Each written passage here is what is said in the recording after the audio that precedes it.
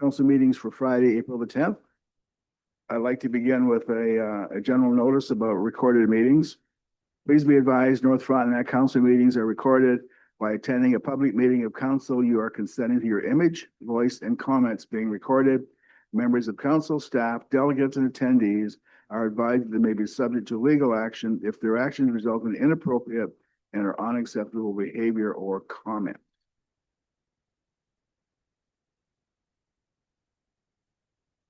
So the first item of business today is a public meeting. We've done the call to order. Here's the traditional land acknowledgement. We begin this gathering by acknowledging and celebrating these traditional lands as a gathering place of the first peoples and their ancestors who were entrusted to care for Mother Earth since time immemorial. We do so respecting both the land and the Indigenous people who continue to walk with us through this world. Today, the Township of North Frontenac is committed to working with Indigenous peoples and all residents to pursue a united path of reconciliation. So item 3, approval of the agenda.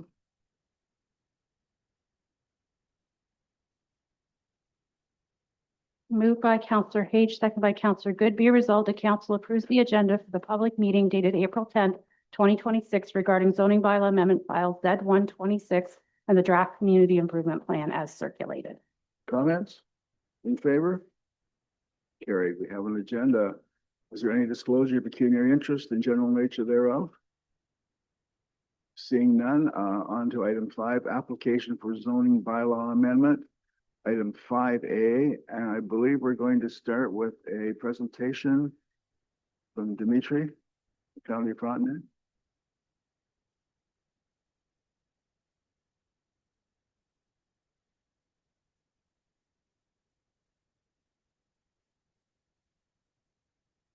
Hello, can everybody hear me?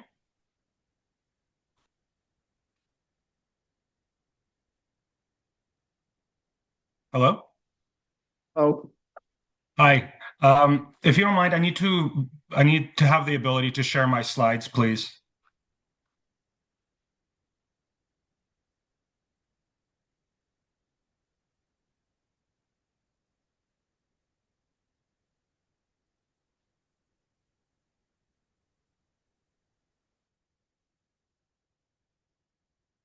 You should be all set now. Okay, perfect. All right, good morning, everybody. I'm just going to get my slides up here on the screen, and we can get started.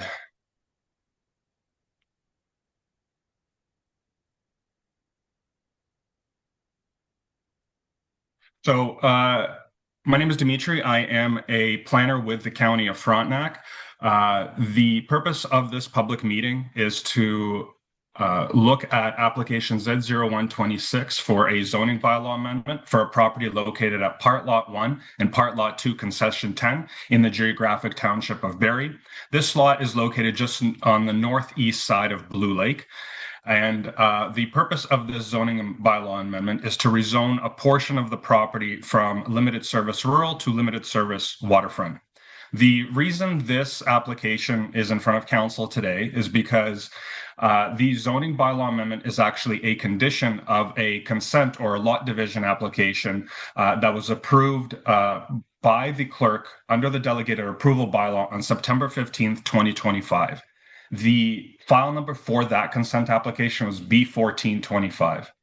So the lot addition application that was approved resulted in the creation of a lot with split zoning, or a lot that has 2 zones on it. Majority of the property is zoned as limited service waterfront, while the northern portion of the property is zoned limited service rural. So the purpose of the zoning bylaw amendment is to ensure that the severed lot is entirely zoned within a single zone, being limited service waterfront. The parcel that's subject to the zoning bylaw amendment is shown in orange on the slide, and that parcel is 0.92 hectares or 2.3 acres in area. Just to give you an overview of the lot division application that preceded this zoning bylaw amendment, the lot that was approved for severance is 4.1 hectares or 10.13 acres in area. It's got about 140 or 460 feet of frontage on Norway Lake Lane, 242 meters or 794 feet of frontage on an existing unnamed private right-of-way that provides access to other lots of similar size to the west. And although it's functionally located on Blue Lake, the actual waterfront is not directly owned by this property owner. It's actually Crown owned. In any case, the zoning of this property is limited service waterfront to the south, and the majority of it is limited service waterfront. And to the north, it's zoned as limited service rural. The official plan designation for this area is waterfront area, as defined by the official plan. And just to remind everybody, the waterfront area is generally defined in the official plan as lands within 150 meters of a water body. However, this extent and this designation is flexible and is intended to include all lands that are on the shoreline or near the shoreline that are physically or visually or functionally related to the waterfront. This means that in some cases, the waterfront area will extend beyond 150 meters from the water, while in others, it may be less than 150 meters from the water. It all comes down to the functionality and how that specific parcel relates to the waterfront itself. The baseline for the waterfront area, of course, is 150 meters. So in the context of the preceding lot division application, that lot was assessed for sewage disposal compatibility, and the applicant submitted information during the lot division application that stated that the lot can support the installation of a new Class 4 sewage disposal system. And the Mississippi Valley Conservation Authority also provided comments with respect to natural hazards. They noted that there are some hazards located on the property, some wetlands, as well as a small watercourse, but they ultimately determined that the lot can accommodate an appropriate development outside of the regulated areas or areas that need to be avoided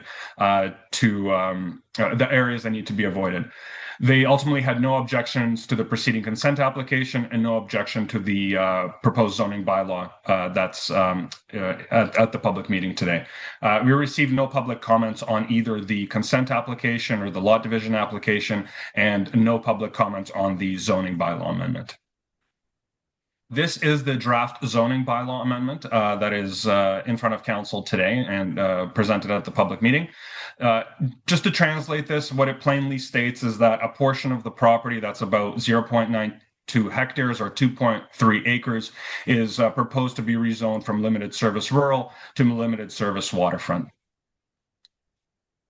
So in conclusion, planning staff are of the opinion that more than one zone on a property, or what's split zoning as we call it, is typically done for a specific reason, and it's usually done on either very large lots or on lots that have some kind of constraint that needs to be regulated or managed. In this context, county staff see no technical reason for this lot to be split zoned, and in fact, leaving of the lot zoned limited service rural introduces ambiguity or a lack of clarity in the permitted uses on the property.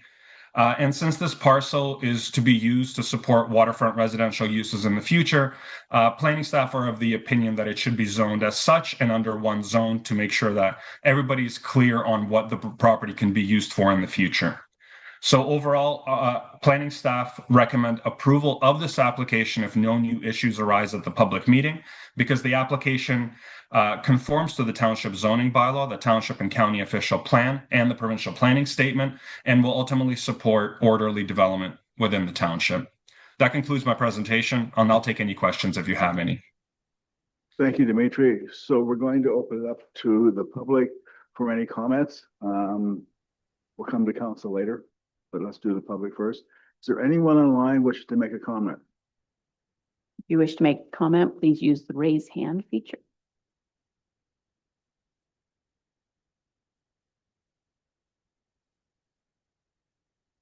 Seeing none. Anyone in the council chamber wish to make a comment? All right, seeing none. Council, do you have any comments about this? Okay, Carol.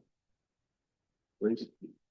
Moved by Councillor Page, second by Councillor Good. Be resolved that council receives for information the planning report prepared by Dimitri Kalovich, project manager, senior planner with the County of Frontenac regarding a zoning bylaw amendment application to rezone a property from limited service rural to limited service waterfront, and that subject to any public comments raised at the meeting, council will consider a bylaw later in the regular meeting. Any final comments, council? In favor of the resolution? Resolution's carried. That takes us to item 6, proposed draft community improvement plan. Is there a presentation for this, Sonia? Good morning. I'm going to try and share my screen from in council chambers here.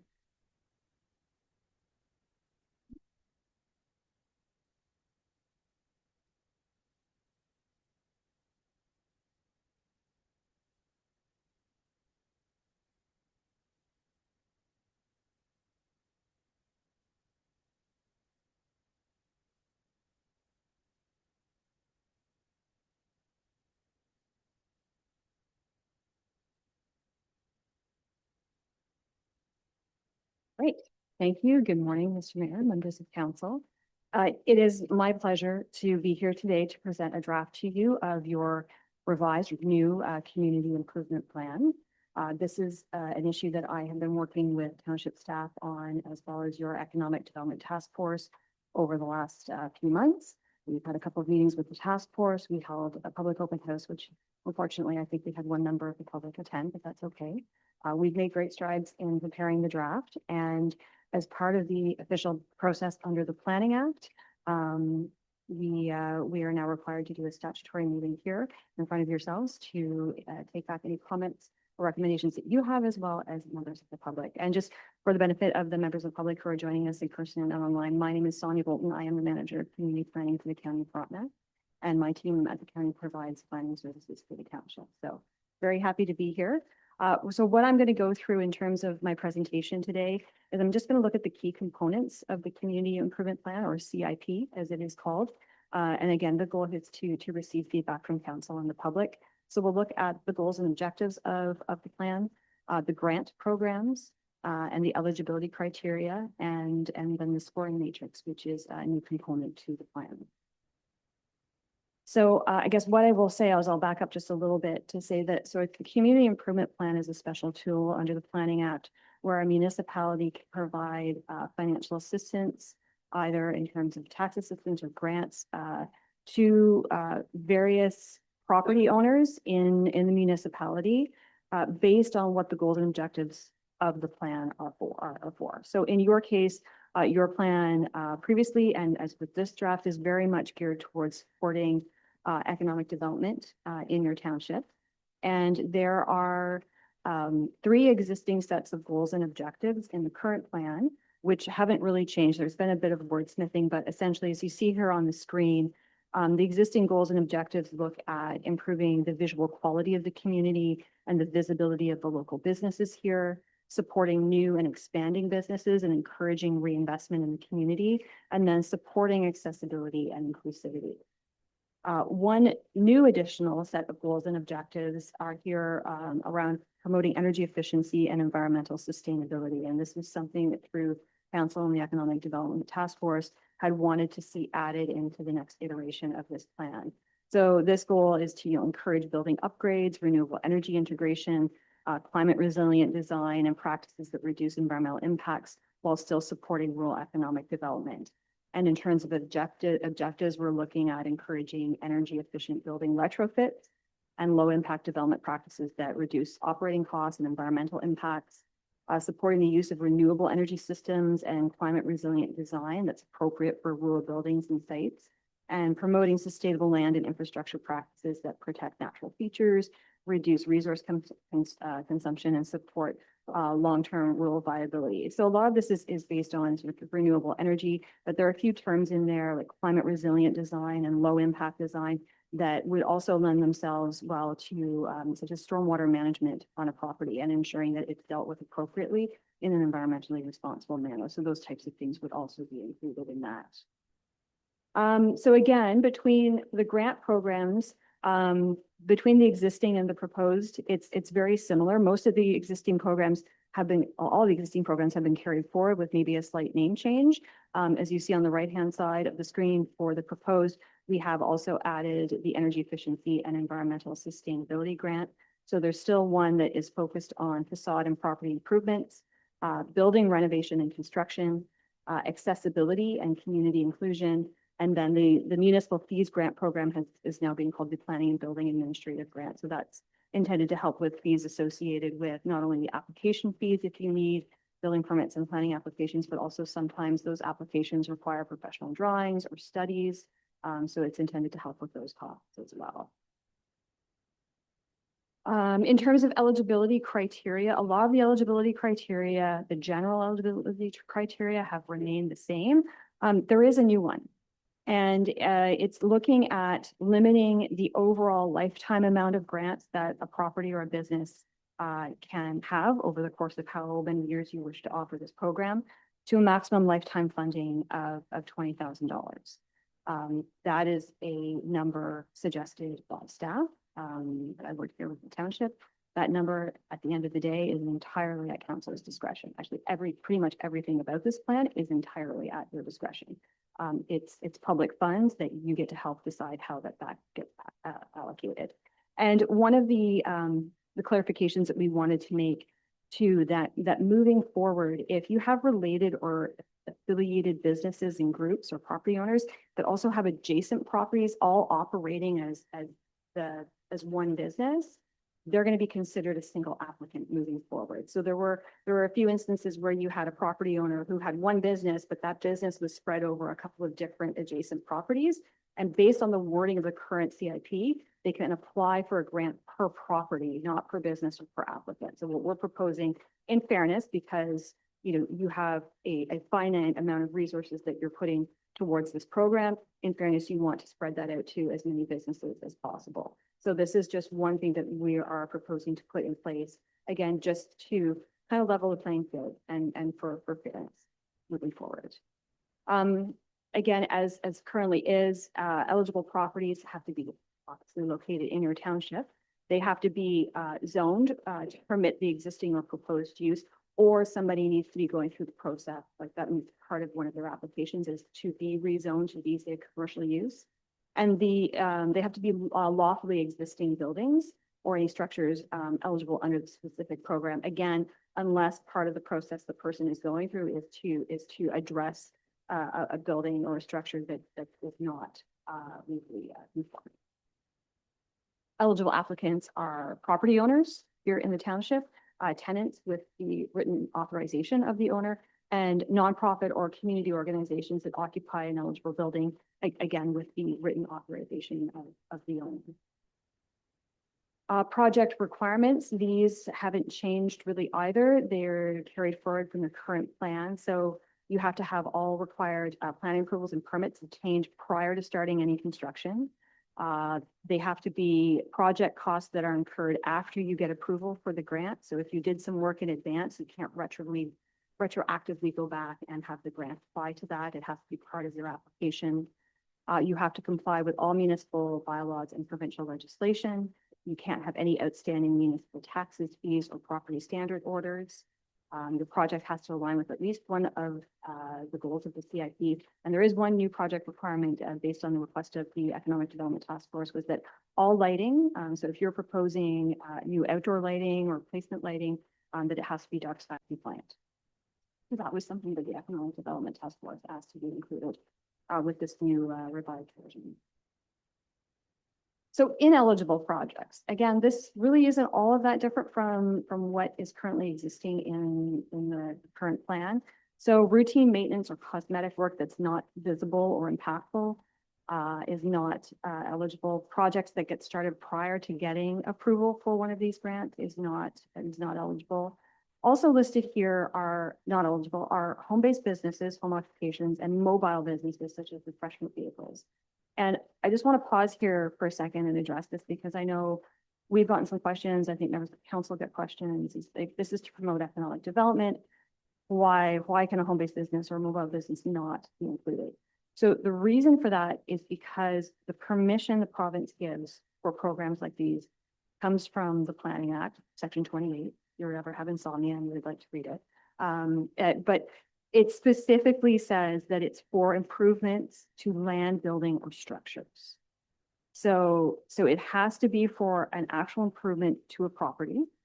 And the reason for that is that the long-term goal is that if you improve a property, there is then the chance that you improve or increase the assessed value of the property. So how a property is assessed by the Municipal Property Assessment Corporation, which is the value then that the township uses to apply its tax rate to. So again, the long-term goal is that, you know, you're helping somebody make an improvement, but that in turn may increase the value of their property, which increases the amount of tax that the township can collect. So when somebody has a home occupation, they're not a commercial business. So the way you've structured your CIP is you really want to support economic development. So the focus is very much on commercial properties or people who would like to rezone their property to become commercial. And you want to make sure that the improvement stays with that commercial property. So that is the reason for that exclusion. Also under your program, so uses that are residential only are not permitted. If somebody was doing something to improve a building, let's say had commercial on the ground floor and a residential unit above, they wouldn't get anything for the interior of the residential unit, but exterior work would still be included. So it doesn't include any fees for pre-application consultation and review, no legal fees, land acquisition costs, or development charges. It doesn't cover any costs associated with appeals or enforcement or non-compliance. And it wouldn't apply to any studies or drawings that are not required by the municipality or another agency for a permit or approval. For the facade and property improvement grant, some specific eligibility criteria are that the improvement has to be visible from a public street or space. If it's buried back somewhere where only the user is ever going to see it and the public is never going to see it, again, this is part of increasing the value of the property and also in improving the character and look of the community. The design has to reflect the rural character and surrounding context of North Frontenac, and any signage that's included needs to comply with the township sign bylaw. For the building and renovation grant, the project has to support an active commercial use, a mixed use, or employment use. Interior improvements have to be directly tied to the business operation or the use of the building, and temporary or seasonal uses may be eligible if contributing to the local economy. And for accessibility and community inclusions, improvements must exceed the minimum code requirements where feasible. Priority is given to buildings that provide essential or frequently used services, and public access is required. So if you have a building that the public doesn't actually go into, then you're not eligible for this particular. Pardon me. So for the energy efficiency and environmental sustainability grant, improvements have to demonstrate energy or environmental performance benefits. Renewable energy systems have to comply with all provincial and utility provider requirements. There may be an energy audit or other technical documentation required for the application. And any improvements related under this grant to stormwater management have to ensure that any runoff is dealt with on the property. So there can't be any negative impact to adjacent properties, municipal roads, natural heritage features like a nearby lake. And then for the planning and building administrative grant, so this covers things such as the application fee for planning applications, whether it's a rezoning, minor variance, site plan control, building permits for demolition and occupancy permits, technical drawings that are required, also surveys, grading plans, servicing plans, and then any other technical study that's required for a planning application or a building permit application that's required by the municipality or another approval authority such as conservation authority. So the biggest change for your plan is the new application process. And this, again, was something the Council on the Economic Development Task Force had suggested that staff look at. So that's something that we've done some research in and what we're proposing here. So right now, grant funds are available sort of on a first come, first served basis. Instead, going forward, they'll be done using an application intake period and a scoring matrix. So the township will issue a call saying that they are looking to do take in applications for CIP grants. So the window for applications will be open a certain amount of time to be turned in by the township. And then when that period closes, the township staff will sit down and use the scoring matrix that is outlined here and will eventually in its final form be approved by council to rank and rate all of the applications received and use that to determine where the funding should go. So it would apply to all the CIP grant programs with weighting that reflects township priorities. Council or staff can set a minimum approval of threshold. So if you want to, you can at any point say, hey, if you don't meet a minimum score of X, then you're immediately discounted. The final scoring matrix is determined and approved by you as council. The review and scoring of the individual applications will be delegated to township staff with an information report provided to council. And that is the current process as well. I mean, the application intake period and the scoring matrix is new, but right now council approves the document and the actual application processing and awarding of funds is at the township level. So in terms of a proposed scoring matrix, we're looking here at 5 key areas. So alignment with CIP goals, the community benefit and visibility of the project, its economic impact, environmental and energy performance, and project readiness and feasibility. And in the document, there's a bit more detail under each of these individual subcategories of questions and what we're looking for, and a certain number of maximum points awarded to each of those categories. Just for some clarification, the document also outlines that if you've got some applications that score very similar or equal to each other, and how you figure out who should be given the priority when there's a finite amount of funds.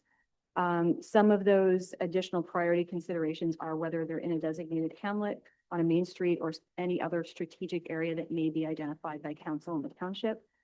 Projects that already leverage other funding sources, projects that involve heritage or long-term community assets, or even those that are first-time CIP applicants if you haven't received any funding in the past. So program stacking is permitted.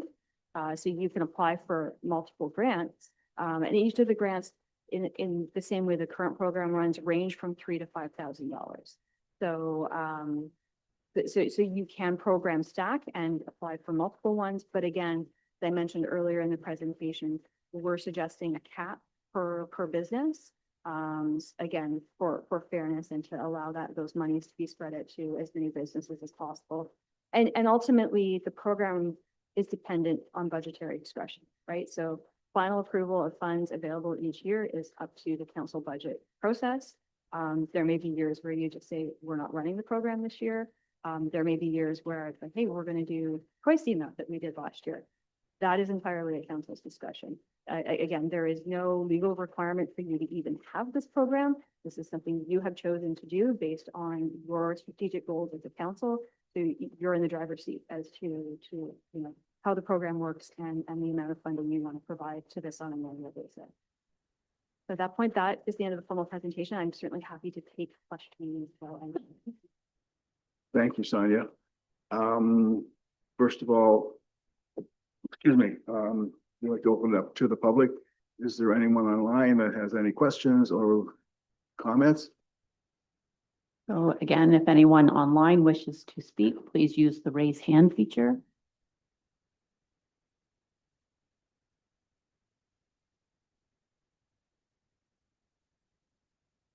Seeing none. Is there anyone in the public in the council chamber who would like to make a comment or ask questions? Ms. Willis. Please.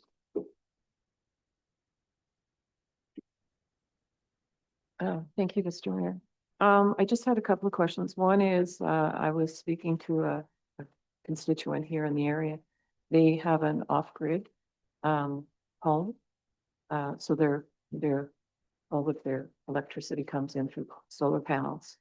And this year, since it was their first year, they had a lot of those panels bust.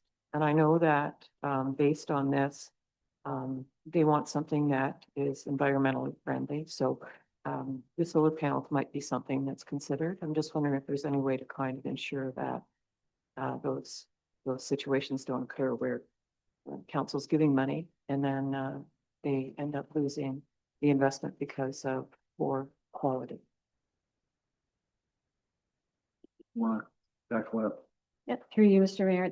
That's an excellent question. I'm not sure how the program could monitor for long-term maintenance. So the program can monitor and make sure that the original project is done as it's outlined. So when they apply, they have to outline what they're doing. They have to provide cost estimates, who they're using to do it, what type of technology they're using. But the program currently doesn't go into a sort of long-term maintenance of that. Yeah, because the conditions here are extreme. -40 was probably one of the worst ones this year. Yeah. Was this a business or a home? This was a personal home, but I know that, even the council or the township is moving to solar panels. So I'm just wanting to make sure that, based on the investment, if we're looking at, long-term, something like that should maybe be considered. Wait, no, through you, Mr. Mayor, it's an excellent point. So I think that that's something as staff, we can take into consideration as part of reviewing these applications. The renewable energy component is new, but the idea that the equipment somebody proposes to use should be rated in such a manner to withstand the climate in North Frontenac, I think is a reasonable request. So I think that that's something we can at least be mindful of. And would when- that be part of the matrix or? That is a good point. I can certainly go back and look at how it's formatted, and we can certainly see if we can add something in that with respect to, again, like I said, the materials used are at least appropriately rated for the climate conditions here in North Frontenac. We could say something to that effect. Thank you. The other point was, I did like your PowerPoint, and I'm just wondering if you're going to have that included in the minute. Through you, Mr. Mayor, I did provide a copy of the presentation to the clerk, so I'm more than happy to work with them, make sure that it meets all accessibility requirements and it can be included with the minute. That's perfectly fine. Thank you. Just before you go, I want to correct something you said. We have not made any decision about what we're doing with solar panels. It's currently an item I understand for the environmental task force. Yeah. And that's just where it is. Okay. So don't. go That's right good. there. I just- We're actually going to put these in because it has not come to council. Well, it wasn't regarding the township office. It was just kind of part of business and the protocols. Okay. Yeah, thank you. Okay, is there anyone else? Rob? Mr. Lesbos? Yes.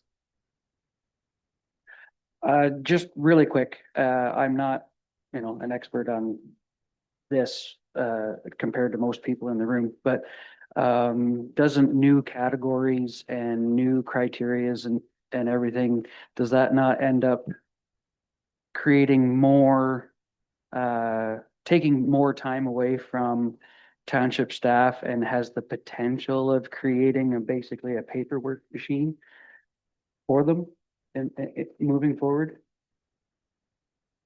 Just for clarification, are you asking just the new category itself or the CIP program overall? Just in general, now that it's all gonna be, the onus is on us. Now, I know that we're taking it on and it's a great program. I just want to make sure that everybody understands that it's gonna be a lot more work for township staff. That's all. So through you, Mr. Mayor, I might look to Ms. Ross to comment. I know you've been running the program for several years and I think it falls to township staff. So I would rather they speak to the amount of resources that the program needs. Please. Through you, Mr. Mayor. So we have been operating this program for several years, so just changing some features available in it really doesn't impact the staff time that's already being allocated to this program. So the way it sits, the new program, there won't be any additional staff impact the time.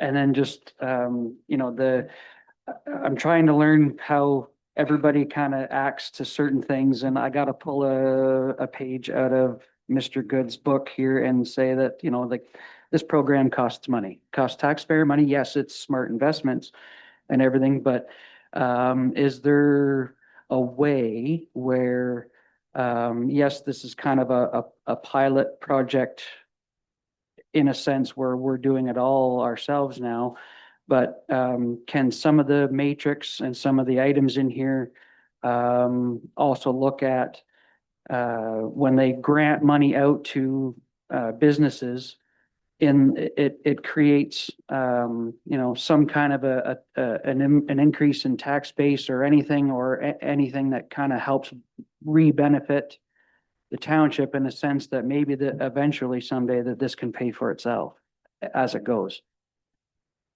So just for clarity, we've been operating this program for a number of years. And we started with money from the county, like seed money. And when that money ran out, we continued it, but we do it on an annual basis. It's a topic that different counselors have different opinions about.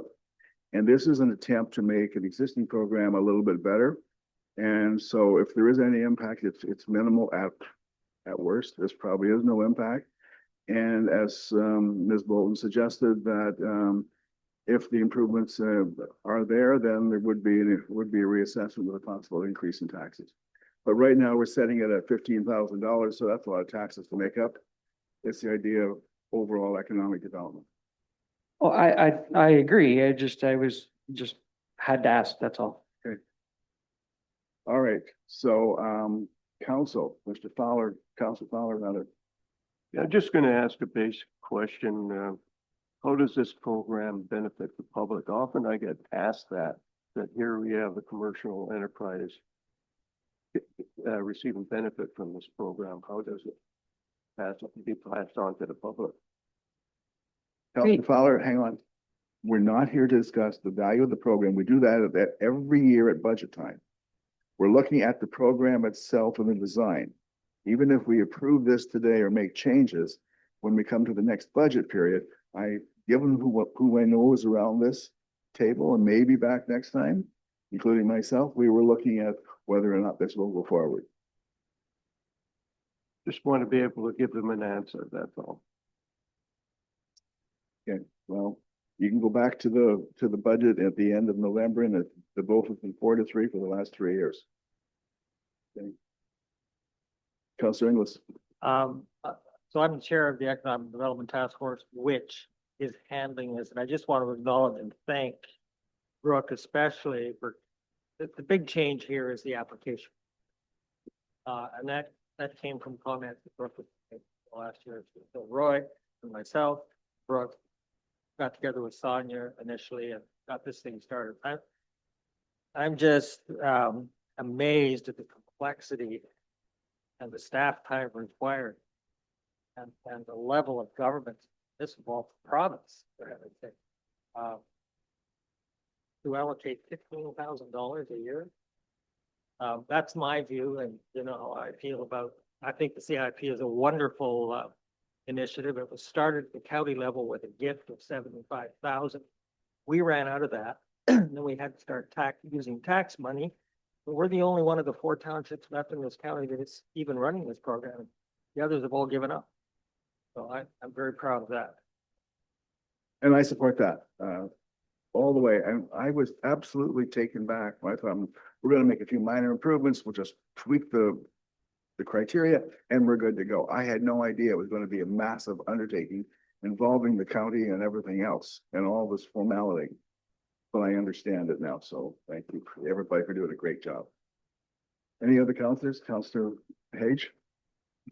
Yeah, I would like to add to what Councilor Inglis said and congratulate the staff on job well done. As a business, before joining council, we have personally benefited from this program, and I can add to the effectiveness and the scrutiny that went into deciding and refusing things that were not there, not complying with this, with the process. And I appreciate that, and I congratulate you again. And I support this moving forward because it does help businesses in the township. Having said that, I have a question or a comment actually about the draft that we received, which was not here on the presentation, the detailed draft of the CIP that I have regarding the appeals process, section 3.1.6. It does not seem to allocate a defined time for the appeals. So it says just for if there's any dispute. So there's no specific time, and it allocates the decision to the CAO. My question is council involved in this, or is just the CAO? Can the council overrun or overturn the CAO's decision? Through you, Mr. Mayor, that's a good question. So there's no direction from the province in the Planning Act for how the appeal process for the CIP works. I think there's an opportunity that someone could appeal council's decision on when you adopt the actual plan. But within the plan, how that appeal process works is entirely up to council. So I think right now, historically, all of the administrative side of things has worked in-house with township staff, including, I don't know if they've had an appeal. But I mean, there is the possibility if you want to put a mechanism in there that if somebody wants to challenge the decision of the CAO, they have the right to request to be a delegation to council. That's entirely up to you. I might look to Ms. Ross or Mr. Klatt to see if you've run into that issue before or what your thoughts might be, because it is really an internal township issue once the CIP is adopted as to how you want that to work. And also the limit on the timeline for an appeal. Like, can someone appeal something 3 years before or 2 years, or how much time do they have to appeal something? Because it's not set. There's no timeline in the draft. So you understand that? So that's a good point. And again, I would look to township staff to see if they have any thoughts as to whether or not it would make sense to put in a timeline, because they review this from the original application right to reviewing the final receipts and everything, and then actually issuing the grant itself. So I'd look to them maybe to comment on a time limit. Agree, Mr. Mayor. So section 3.1.6. So basically how the process works is I accept all the applications, review with township staff, building officials, for planning manager to make sure that the project complies. And then I provide a recommendation to the CAO, who has the final say on whether or not if he agrees with our recommendation. And then under 3.1.6, if somebody disputes, like you said, they have the opportunity. It says any disputes regarding approval, completed work, or grant payment amounts may be referred to council for resolution. I agree, there's no time period there, so it would be helpful to have a time period there. We haven't had, no, Corey's shaking his head there as well. So we've never had anybody dispute staff's decision on it based on what council approves. So I don't know if we will see that, but there is a mechanism in there for them to dispute it. But I do agree that we should add a time frame of, 30 days after decision or something like that. That sounds fair. Just, like, we leave this up to staff to manage. And then there's a reporting process once or twice a year saying, this is what we have done. But there's only $15,000 on the table here. And we'd like maybe to be a little more, but we'll see what that actually brings. You have an appeal process, takes time, takes effort. Not against it, but I would just suggest that maybe when we think about what this is going to look like, it could be deferred to a subsequent year, because by the time you finish with the appeal, even if you've awarded all the money and someone didn't get something they thought they should get, now what do you do? I mean, there's a little more here than let's say you hand out money to hand out funds to support 3 businesses, $15,000. Business 4 doesn't like what it is and says, I should appeal and I should get this. What do you do with the other 3 businesses? This just goes on and on and on and on. Roy? Excuse me. I agree with the 30-day appeal. You just wouldn't, what I would do is you wouldn't give the other businesses the money until after those 30 days. Once everything is clear, then that alleviates that point. So it doesn't drag on. But I think Mike makes a good point that there should be a timeline for it. Sorry, exactly that. 30 days after that, they can, because as it is now, someone can appeal even after the fact by 12 months or whatever. It's an open timeline. That's it. That's If you have an appeal, the timeline is worthwhile. You can deal with that, Brooke? Mr. Mayor, I think Kara will report it in the resolution and then we will fix it. Okay. Okay. I'm going, Counselor Good. Wayne's good. I just see that, like the planning hours has gone up substantially, 23% since 2024. Is this part of the planning hours added onto that as well, or is this separate? And how many hours approximately were you have spent on this? Through you, Mr. Mayor. So yes, this is part of our, we're not billing this separately. This is part of our hours that we bill on a regular basis that Mr. Galvan's here to speak to you about last year's numbers. With respect to, if you give me a minute, I can probably find out what I've spent on it for this year. To pull up my projects here. We do track every project, so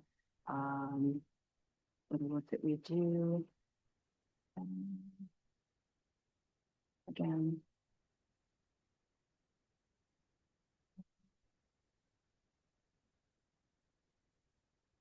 So actually, we have this as an ongoing project because we've worked on it with you every time we've touched it. So it looks like just in this year, it's probably been, 25, 30 hours. Okay, so this is above and beyond the $15,000 that we're putting into the business. Taxpayers' money again.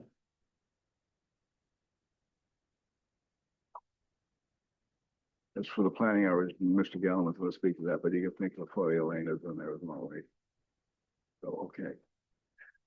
All right, so, we'll read the resolution, please. Moved by Counselor Hodge, seconded by Counselor Good. Be it resolved, the council receives for information the manager of community development and manager of community planning for Frontenac County's administrative report entitled Proposed Draft Community Improvement Plan. And the council receives for consideration all public comments regarding the proposed amendment. And the council proposes the following amendments to the draft CIP, add a timeline to the appeal process of 30 days. And the council directs planning staff to make any necessary revisions to the draft community improvement plan and bring it back to council at a future meeting for a decision. Final comments? In favor? Opposed? Carried. That brings us to item 7.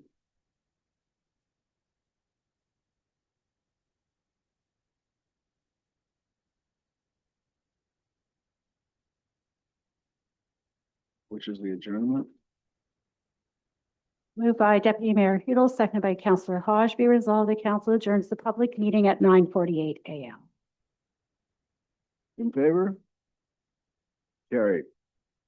Okay, we're going to take a break to 9:53 and we'll be back at 9:53.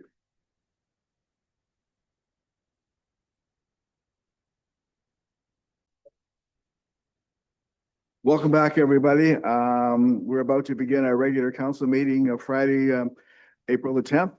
To call to order, it's on to the agenda item 2. Tara, please.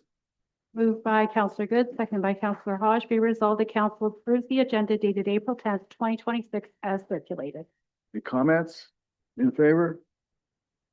Carried. Okay, is there any disclosure of pecuniary interest and general nature thereof? Seeing none.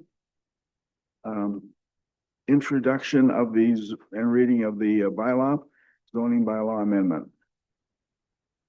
Moved by Councillor Good, seconded by Councillor Hodge. Be resolved that leave be given to the mover to introduce the following bylaw that has been circulated to all members of council. Bylaw 2026-27 to amend zoning bylaw 5519 to rezone a property from limited service rural to limited service waterfront.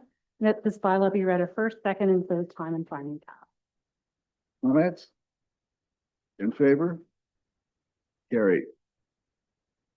We have no business profiles. We're on to a presentation. Mr. Gallivan from the County of Frontenac. He's the Director of Planning and Development, and he's here to talk to us about our 2026-27 work plan. Welcome, Joe. Good morning, Mayor-elect, members of council. It's a pleasure to be here. I always like to drive and I just like being in person. So I'm going to go through our planning services, which we do every year, what we did for you last year, what we did for all 3 townships that we cover. That's you and Central Frontenac and Frontenac Islands, and then the county, the regional planning work, which is really important because that work is for everyone and it usually helps improve what our planning rules are. But before I get into that, on behalf of our planning team, I'd like to thank your staff, particularly your clerk, Tara, and your deputy clerk, Brooke. We have an excellent working relationship. We do act as a team together. And I think we're all cognizant of the fact that in most cases in these planning applications, the 40, 45 odd we get every year north, people are going through the process once. They don't understand the complexity. They don't understand the jargon. And we do our best to make it as smooth as possible. And I want to thank you, Tara and Brooke, for You do it, the hours I'm going to talk about today, I know how many hours the two of you put in and when necessary, the CAO has stepped in a couple files too. So just want to make sure, I want to publicly thank you for all that work. Okay, hopefully this works. Okay, so what I'm going to talk about quickly is the agreement that we have with the townships in terms of our services and the costs. The work we did last year for you, but for the other two townships as well, and at the county level, the regional work. And then the work we see going forward over the next couple of years. So just a reminder that this agreement that we have, it was signed by all four townships in the county in 2008. So yes, South Frontenac is signed the agreement. They don't use our services except when they need to, and they had to do that once a few years ago when their planning staff, they didn't have any planning staff, and two of us came in and managed their files for about 6 months, and they paid for that. All of our planning hours are tracked. We have a really good tracking software system. So we track by project, by municipality, and our billing is based on a 3-year average. And the reason we do that, we agreed to do that, is because there are years that there may be a lot of work on a particular issue, especially if we're helping you, for example, in a big file like updating your official plan or doing something like that. What this does, 3-year average, is it gets rid of the peaks and valleys. So hopefully it has a stable annual rate for our services. And this is what we've done over the last 3 years. One of the things I want your attention to is the county share. So those hours have gone up, and that's a good news story in my mind. In 2025, 62% of our work was regional work.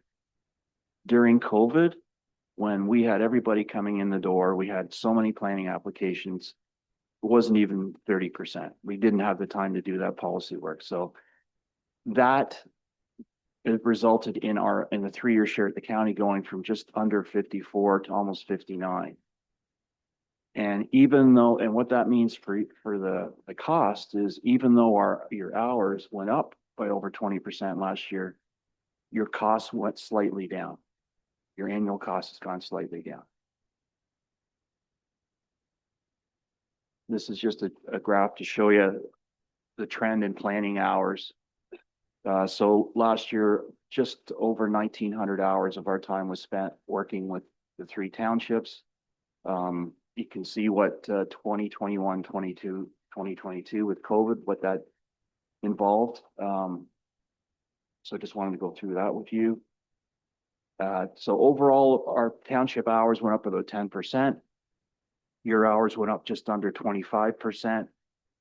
And many of the hours in all 3 townships was related to development planning files rather than planning policy work. And this relates particularly to North Frontenac. So last year, 755 hours, the most since 2022, which was 858. The most since actually, well, the most since the lower was 2020. So yeah, it's gone up a bit. Overall, your hours went up 30%, not 25, pardon me. Most hours, slight increase in planning applications from the year before. And the delegated authority bylaw, which you passed a year or 2 ago, which allows some consents that are straightforward to be delegated to staff. 1/3 of the applications we dealt with last year uses delegated authority, and that's better for time. It's better for the applicant. It's a lower cost all the way around. And as I've already said, most of the hours we did in North last year was development planning. 92% of the total. In fact, there were only 3 projects, the CIP, which we've been talking about this morning. Some of the work we did on getting ready to amend your official plan to support communal services. And then there was a battery storage site proposal. Those 3 combined for 61 hours. Now here's the outlier. The Palmerston Lake application, 1/3 of our hours for North last year were dedicated to that application. we've been tracking for 8 years. We've been tracking files for 8 years. There's never been a more complex file that we've dealt with. The total number of hours we've spent on this file is over 400. To give you a comparison, the work I did on your official plan 4 years ago was 450. And I'm sure you're all familiar with this file. It's very complex. There's a lot of land use impacts. There's a lot of lake impacts. There's a lot of public interest. There were a lot of peer review work done in terms of environmental impacts, biology, lake water impacts, and that all took up a lot of time. Plus, meeting with the public and with the consultants who were doing the background work. So I doubt if we'll ever deal with something this complex again. It really has been a big file, but we're done with it now. And I guess I should say too, just for clarity, should the tribunal hearing go ahead, we're not involved. Our planner recommendation was not what you approved. If that planner is subpoenaed and we have to put hours into that tribunal hearing, those hours will not be billed to North Frontenac. There's a responsibility as a planner. Once you get subpoenaed, you have to give planning evidence, and those will be county hours. And I just wanted to make sure you're clear about that. Total planning applications, again, for the last 10 years, and you are the black bar. Again, you can see what COVID did, but it's been more stable recently. So total applications we dealt with last year increased from 94 to 119, an additional 5 for North. Again, for the last few years, you've been very consistent here, 38, 40, 45 applications. So things are pretty steady. And again, we're looking at roughly a third of those delegated. And this is the chart of the different files we dealt with last year of the 45. You can see again, the delegated authority took up a third, mostly variances as well. The other thing I can tell you is that on average, most of the planning files we touch are between 10 and 15 hours of our time. It's not a lot of time, nothing like the Palmerston Lake application, which is a very unique application. Now let's talk about some of the regional planning work. So last year, we went over 3,000 hours in county planning. It's the most ever.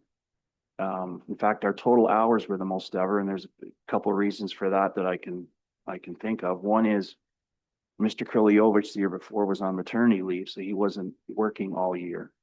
And secondly, the last couple of years, my time, I put in less time on the economic development side of our department and more into the regional planning work we're doing. So that's part of why that number is what it is today. Again, it went up almost more than 20% year to year. And there's some of the major projects we did. So those total number of hours, 3,000, roughly 850 of those is my time administering the department, dealing with a variety of issues as the director. The community planning permit system work, which Mr. Kriliovich is leading, and which is going to have a positive impact for all 4 townships. That was 250 hours. So again, that's county hours. We're not billing per township on this. The communal services work, I'm still involved in that. But fortunately, now that there's staff at the utility, I'll be less involved, but that was over 220 hours. We started work on the natural heritage study last year. I'll talk more about that in a moment. And then County Council is the approval authority for all official plans and official plan amendments. And that includes South Frontenac, and Ms. Bolton put in almost 80 hours last year, shepherding that through the process to approval to County Council. The work that we see happening over the next 2 years at the regional level. So the Regional Natural Heritage Study, we retained a consulting firm last November. That work is going to happen all of this year and partly into next year. There'll be no implications on the townships until 2027. When I say implications, it's land use policy work. The work we're doing, I consider groundbreaking. the Planning Act requires official plans to have a 20-year, 5-year vision. This work is going to have a 100-year vision. We know the pressures that are coming in front of that, the development pressures. And the purpose of the 100-year vision is to try to determine what areas really need to be protected. So 3 generations from now, they're still there.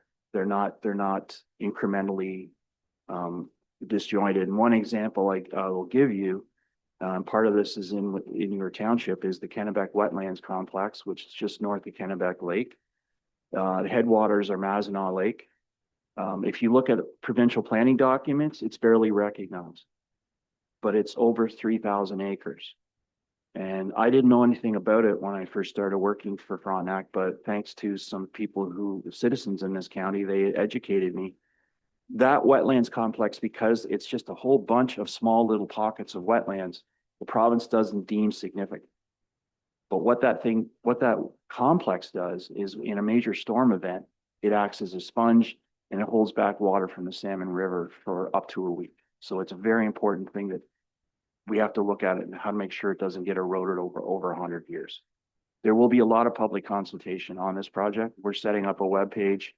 Will be coming out to each township probably later in this summer. So stay tuned for that. The community planning permit system, we're working on that all of this year. We have a template. We're working with your staff again. At some point this year, we'll together, when I say together, all 4 townships in the county will decide which of the townships is most prepared to go first. And when I say go first, it means not only the document, the bylaw that'll be in front of you for approval, but also making sure staff are aware how to make this system work, because it's going to be brand new. Communal services, the utility is up and running, and right now there's part of that work will be with our economic development, some of our planners and the staff of the utility to really promote what you can do in Frontenac if you come and want to build here. I've been working on this project for a decade, and I sometimes forget that because I'm so knowledgeable about it now, that there's still a lot of people who don't understand it. But luckily, I believe the county and the townships have provincial support. MPP John Jordan has been very, very helpful to all of us. And we think that the Verona project, which is under construction right now, once that's in the ground and we can show developers what they can do, that will be a major spark. As well, at our complex in Glen Burnie, we're replacing the old septic system, which is primarily used by the old age home, Fairmount Home. But recognizing that over 25 years from now, the uses on that site may change, including another home for the aged, the decision was made to bring in a communal service box, the company Newterra, who you may be familiar with. They will be installing that box on our property within the next year. Again, that's going to be a flagship, which we can use to show prospective developers what this system does and what it works. So things are very positive on that. The county official plan, this is it. I don't know if you've all read it. Probably not. The best thing that this plan did when it was approved by the ministry in 2016 is it took the approval authority of your official plan and your official plan amendments away from the province, and it's now in the hands of county council. So that you've got 8 decision makers at the table, 2 from your municipality who know what's really happening on the ground. And to give you an example, the South Frontenac official plan, it would have been almost 2 years for approval through the ministry. But we're updating this plan. I have my marching orders from county council. The first stage I'm working on right now is just cleaning it up. Like there's some old settlement areas that shouldn't be on the map anymore, and I have to change some of the legislation references, etc. That'll be the first amendment. And then the second amendment will be in 2027, and that'll include whatever results come out of the natural heritage study, Ms. Bolton is now leading our update on the population projections across Frontenac, and we'll be having public sessions on that as well. So those things will come in 2027. So stay tuned for that. In terms of the township project, so you're due for an update of your official plan. That'll be a decision of the next council. We'll be working with your staff in terms of bringing it forward and a potential work plan and cost implications. But we're hoping that work can begin in 2027 in part, so that process, that plan can be in the hands of that council for their term, because it usually takes a couple of years to go through that process. We're working with the Township of Frontenac Islands on updating the zoning in the village of Marysville, because right now it's a challenge. The zoning is out of date. It's hard to promote commercial development on their main street, so we want to change that. We'll be working on amendments to the communal services for each of the 3 townships. And then we continue to work with the Township of Central Frontenac on the possibility of redeveloping their school site. And hopefully there'll be some movement on that over the next 6 to 8 months. And then things we can never understand how much time, what's the volume of applications we'll be dealing with. Not every application is the same, as I've already talked about. They can be complex and time consuming. There could be more provincial changes. We just never know. That has consumed a lot of our time the last 2 years. Land tribunal appeals. We just did one in Central Frontenac where it took over 75 hours. But that's just the way it is. And then we're not sure yet what our volume of subdivision applications will be once the word on communal services is out. That could take up time as well. So on that note, thank you, and I'll be happy to take any questions you have. So thank you, Joe, for coming and doing this for us. Does council have any questions? Councilor Fowler, then Councilor Hoodle, or Deputy Mayor Hoodle, sorry. Just want to thank you very much for your presentation, Joe. And I was especially happy to hear what the land tribunal fee is paid by the county and not the township. That was important. Mr. Fowler, that's just their cost. We pay for everything else. Thanks for the presentation, Joe, and really appreciate that you recognize our staff because they do an incredible job. But also I'd like to recognize your staff, and I see them more maybe than the other councilors, because I'm the councilor rep on the Committee of Adjustment. They do an excellent job, and I know they work together really well. So very good on everyone there.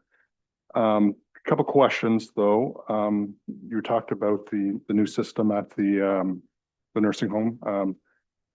It's a long-term care home. Long-term care home. Okay. I sit on the board. I know this. Okay. Long-term care home. Who's going to operate that system? Thank you, Councilor. That's a very good question.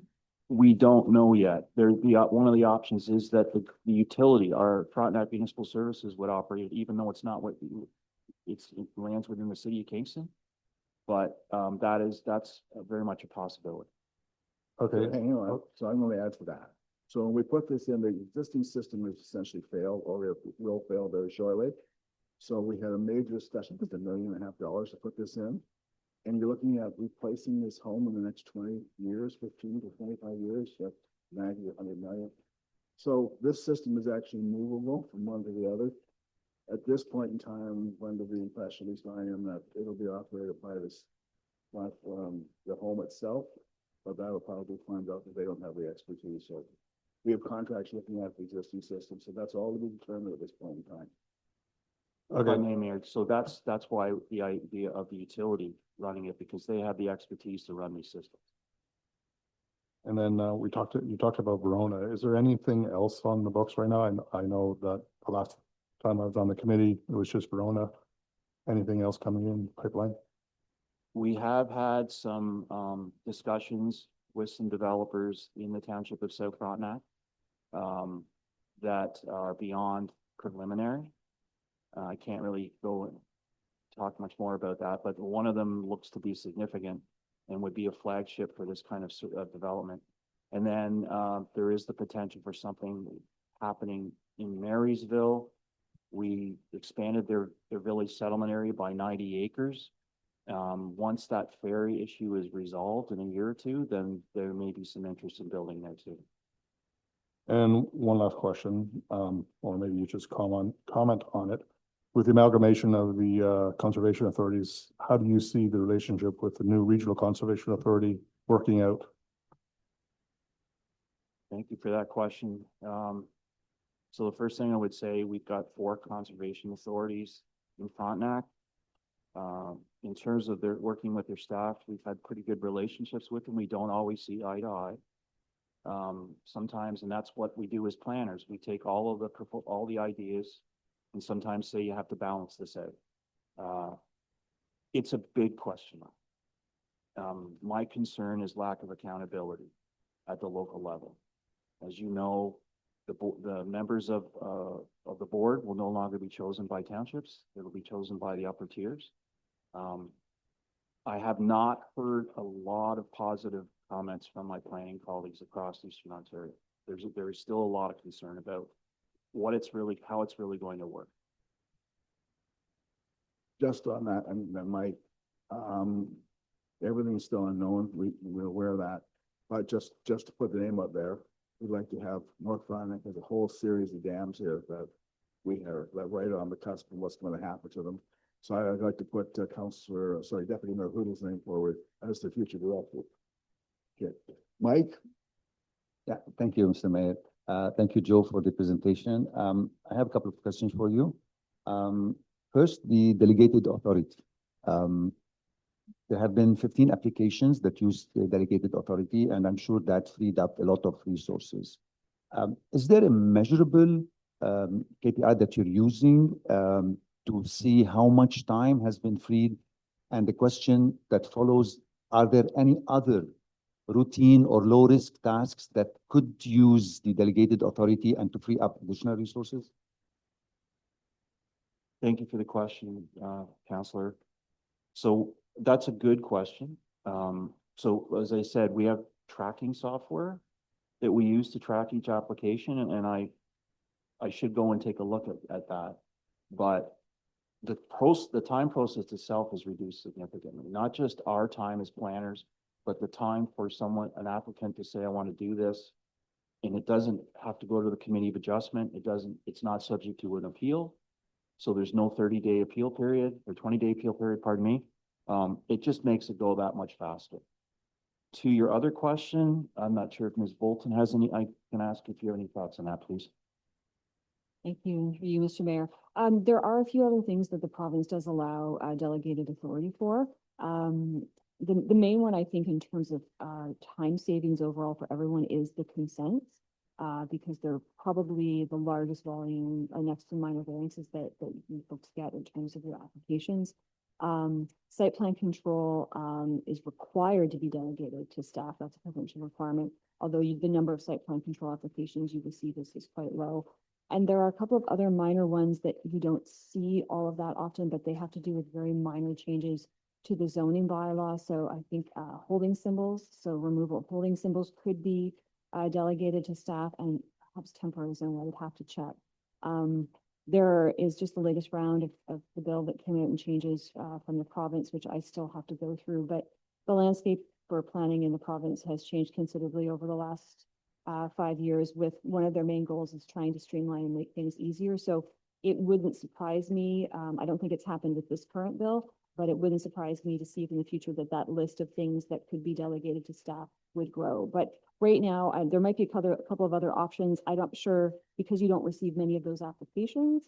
If that changes, we would certainly bring that forward to council as an option. But I think the consents in particular have increased in terms of savings of time. And just to ballpark it, it could be, for some of the files, I would say even 50% less time, because we do a short memo still. We still have to, the township staff still has to circulate. We still have to, contact applicants and deal with any technical agencies, but there's no lengthy report. There's no formal presentation at a committee, and there's no waiting for the applicant to be put on a committee agenda. It's just dealt with as soon as we know that there are no concerns. And I would say if you've been doing this just over 2 years now, I think maybe there's less than half a dozen of those applications have been elevated to the committee level. They've been able to just be dealt with at the staff. Thank you, both. Another question for you, regarding the Palmerston, Lake application and the hours. I don't know if you are the right people to respond to this. Those costs for the additional hours were paid from the taxpayers, not through the application. Is there a process, if this ever happens again, that this cost can be recovered from the application itself? Your Mayor, so that's a very good question, and we haven't really had that discussion, but you're right, that maybe that there's a threshold that, the town, and it would be a township decision.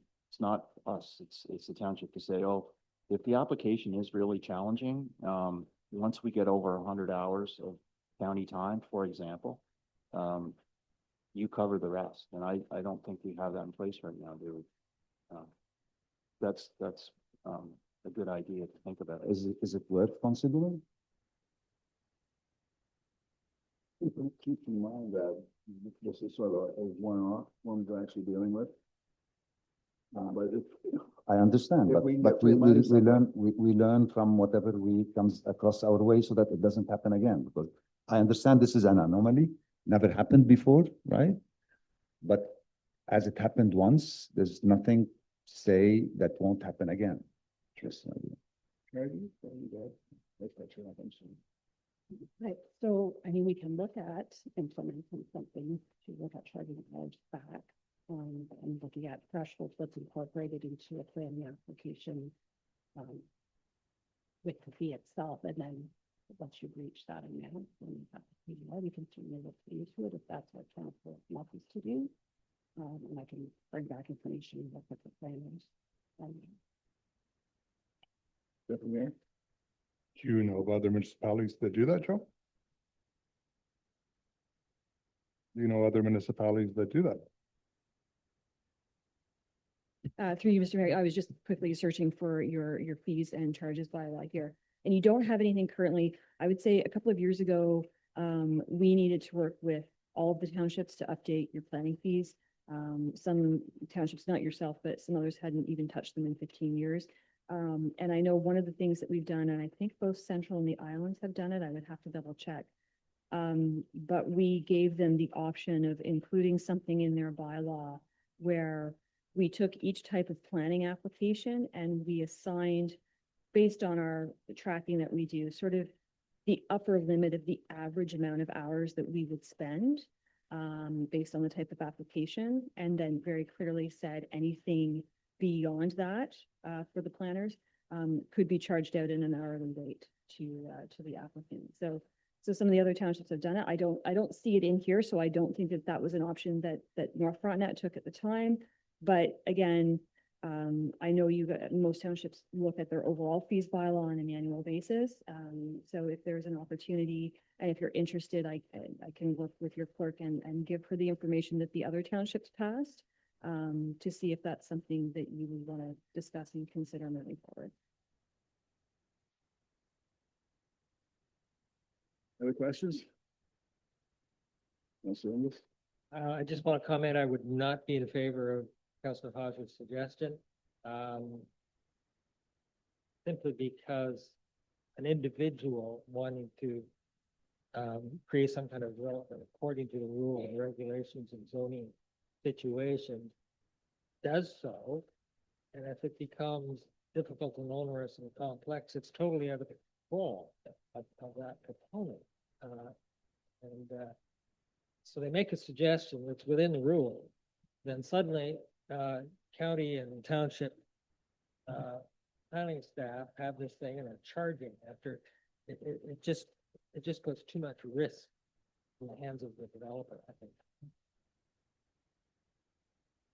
Well, we're not going to debate this today, gentlemen, because this system go down a rabbit hole a long way. There's pros and cons on both sides. So, are there any other issues or questions for Mr. Gallivan? Seeing none, thank you. Appreciate you coming here and taking the time, and appreciate having you here in person. Okay. See you next week.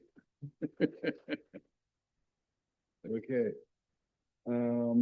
Sarah? Moved by Counselor Hodge, seconded by Counselor Good. Be it resolved that council receives for information the presentation from Joe Gallivan, Director of Planning and Development, County of Frontenac, entitled Planning Services in 2026-2027 Work Plan, and thanks and for his time spent today. In favor of the resolution? Opposed? Carried. We have no delegations. That takes us to item 8, which is adoption of the minutes. Moved by Counselor Hodge, seconded by Counselor Good. Be it resolved that council adopts the minutes as circulated the following: a regular meeting of council held March 20th, 2026, and a meeting of the Personnel and Audit Committee held March 24th, 2026. Comments? In favor? Carried. Okay, we have no business arising out of the minutes. Item 10A, Clerk's Administrative Report, Communications A section.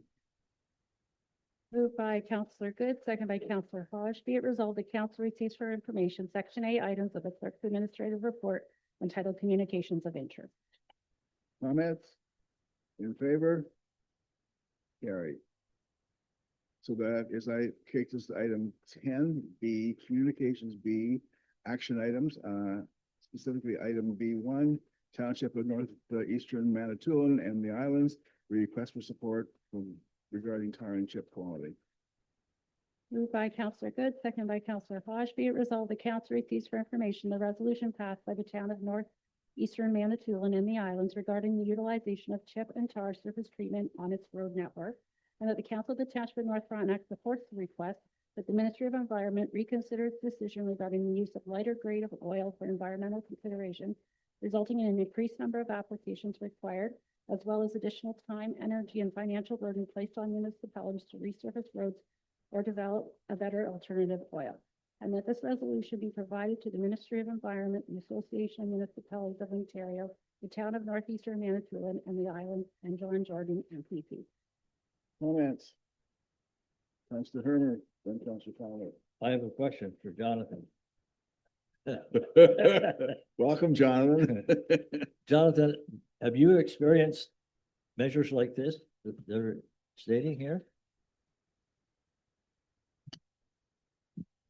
For you, Mr. Mayor, no, I have not. Councilor Fowler? Yeah, one of the reasons I brought this forward was because I'm concerned about our roads and what they're describing is that we'll have to replace the roads sooner. Where currently our roads might last 10 years in using this process, and it might be down to 5. And I noticed there's a lot of repair work that has to go on the roads as soon as the roads are dry, they're out putting asphalt, patching potholes and things like that.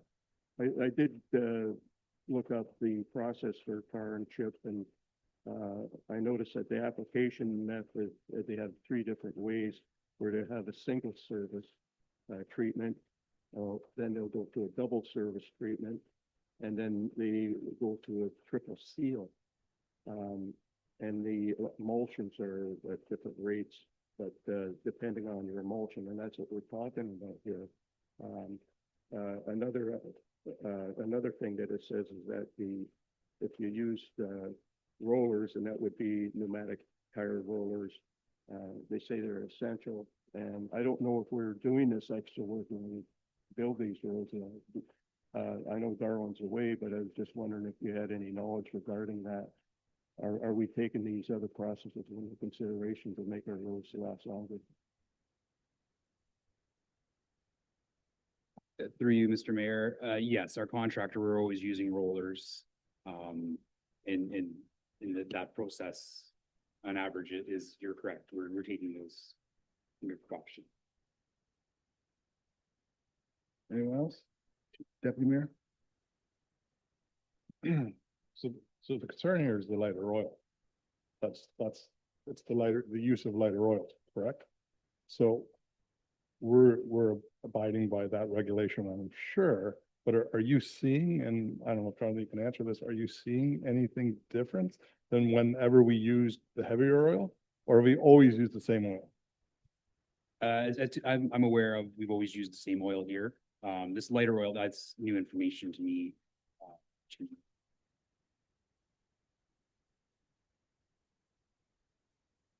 I think that would, I can certainly ask Darwin that question when he gets back and we can, this is a pretty hard one for Jonathan to answer for sure. But the other thing I think that we did do this year too, which was a big, I think we changed the stone we use. Is that correct? Which is seeded in much nicer and packs in much. So I think there's been huge benefits to that. And I don't know if you would like Mackenzie to comment on that. It's kind of, we found it's made a big difference, but again, we just started that, so it might be this might be a good opportunity for Mackenzie to just give you a list of them. Mackenzie, would you like to weigh in?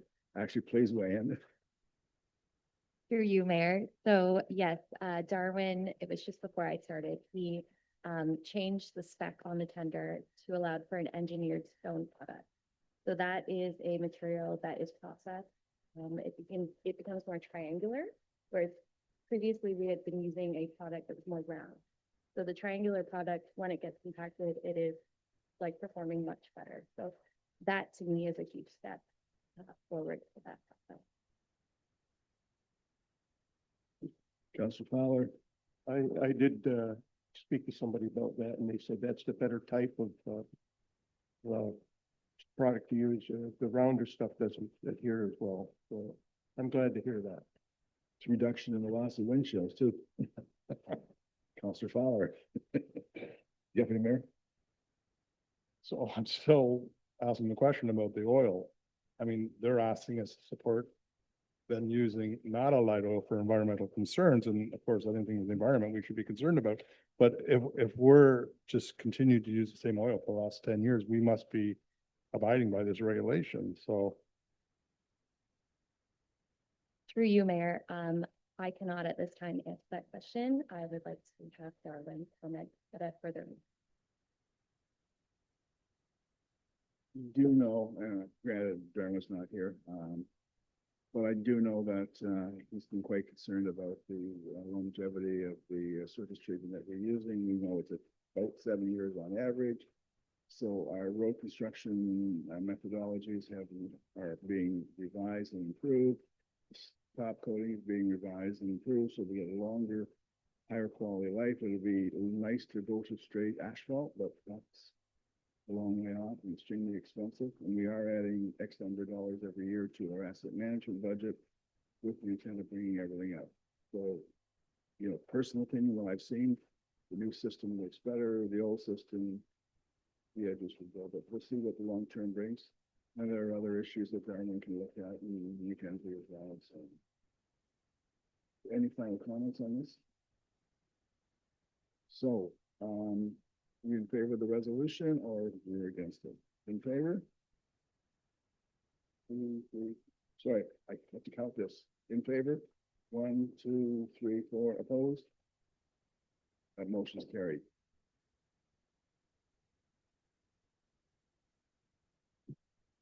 Okay, this takes us to item 11A, building department support clerk position. Moved by Councillor Hodge, seconded by Councillor Good. Be resolved, the council receives for information the chief administrative officer's administrative report entitled Building Department Support Clerk Position. And that council directs the CAO to update the township's organizational chart, removing the full-time building department support clerk position from the organization chart. And the council directs the CAO to add a part-time support clerk position, 22.5 hours per week, to the organizational chart. And that the position shall be financially allocated 90% to administration department and 10% to the building department. And that per the township's personnel policy, the CAO will advertise this position. Comments? I have one, and it's for the CAO.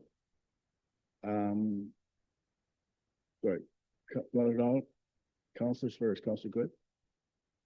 Yeah, when I first seen this, I thought it was just this part-time job, but it actually is a full-time job added to this. And which we got to another 37.5 hours. 22.5. Well, there's a part-time one, but when we first seen it, it looked like to me like they were getting rid of one job and putting a part-time job, but we're keeping 37 hours and adding 22 hours. We're not young enough. Go ahead, Corey. So we're removing the 37.5 hour position and having a 22.5 hour position instead. With a different title. So we're not adding to it. Then. Okay, when I looked at this, I thought we were adding to it. Okay. Councillor Hatch. The way I understand it, removed it from the building department, put it to the clerk, right, to the administrative budget. Right, the administrative, the administrative. administration Yeah, budget, that's okay. correct. So it's been removed, around $21,000 will be removed from the building department and being picked up by the administrative. Isn't the building department collecting income from applications, whereas now the administrative amount is being paid by the tax base? So we have moved we have reduced the building department money, and now we're charging the taxpayers $21,000 extra, correct?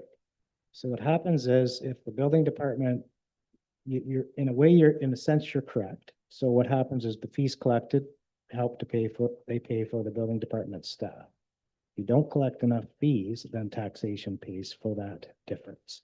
So one way or the other, we're not, because our bill, we don't feel that we're going to be at a break even phase with this staff. So one way or the other, it's going to come out of taxation. The building department lost money last year too. Councillor Hermer. Well, since you're, or I guess this would be a question for you. Since you're changing the job description, does that not mean that you have to do a pay equity study as well then?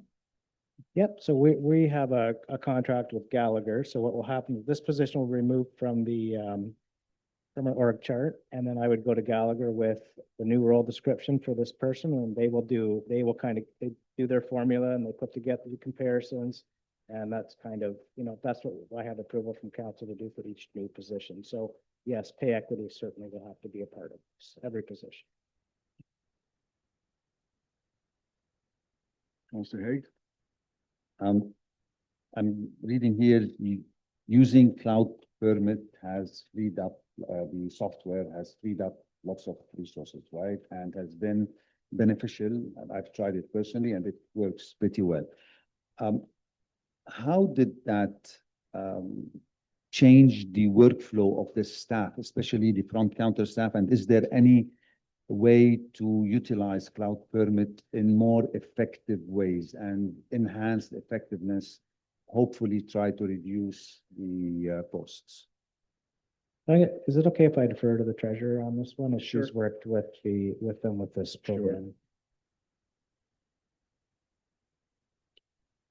Through you, Mr. Mayor. So we did implement Cloud Permit a few years back, and it has provided some efficiencies, especially for the CBO when he's out doing inspections.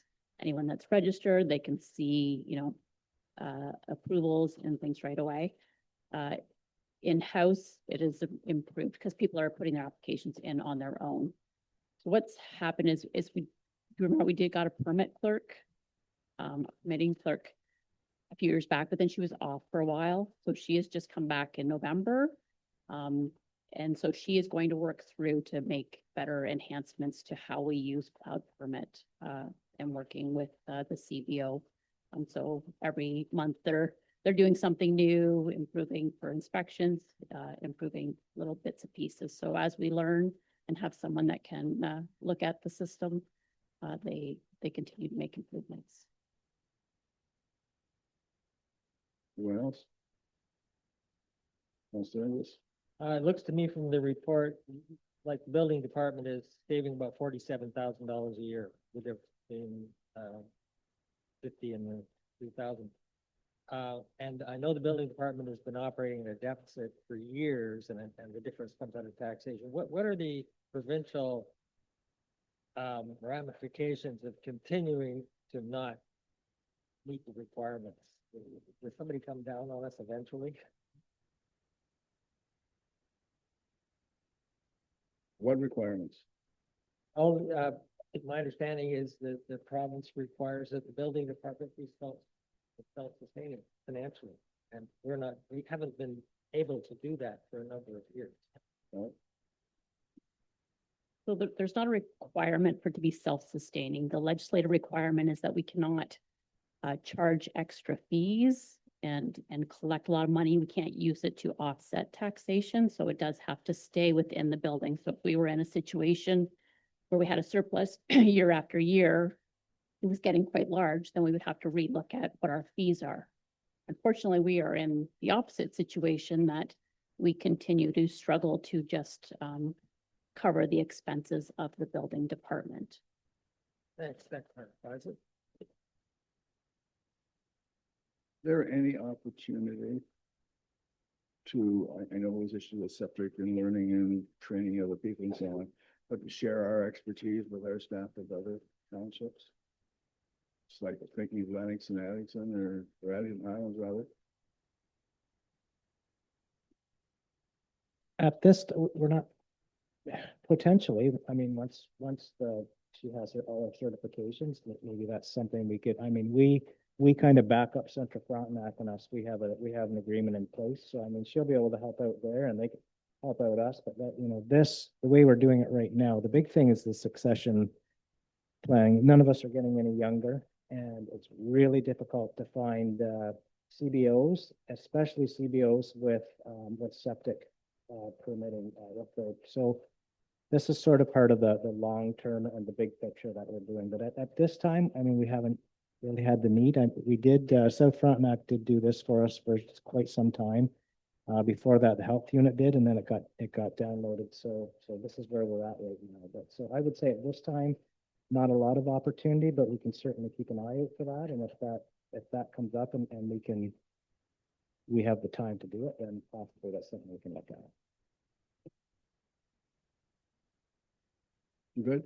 Yeah, I know we took this out of the other contractors' hands, basically, for our CBO to do this. Should we be looking at going back the other way to these septics? So we don't have anyone at this time that's going to take that on for us. So at that time, it was for us to do it in-house was better. And our CBO, he's pretty happy with the way things are and feel that our residents are getting a much better service now, the way that we're doing it with the in-house.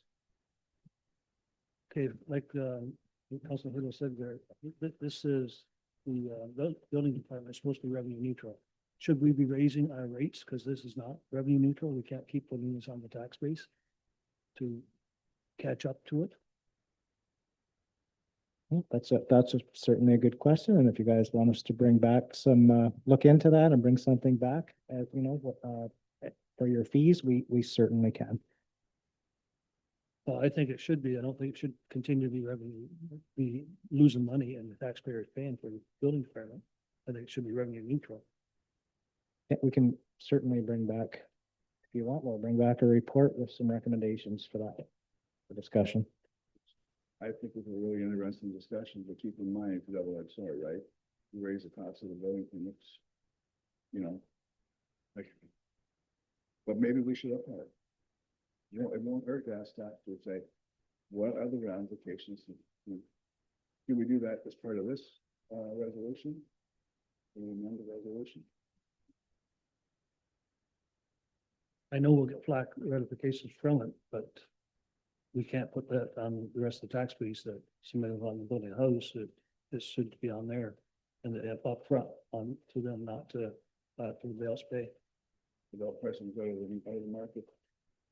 Councilor Hague? Maybe it's a good idea if they are revising this, maybe to check the neighboring townships, how do we compare in building permit fees?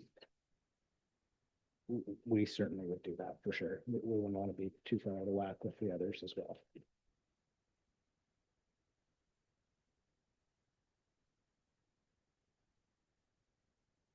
I just want to state that I'm not in favor of looking into changing the fees right now. I think that's the job that should be done by a new council. We're going to get in the lame duck position. Very good. Well, we know for sure that two people are not going to be here, and that's the flip of the lame duck.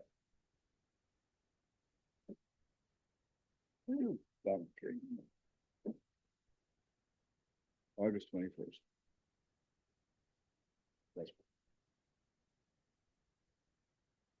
But it wouldn't hurt to look at it anyway.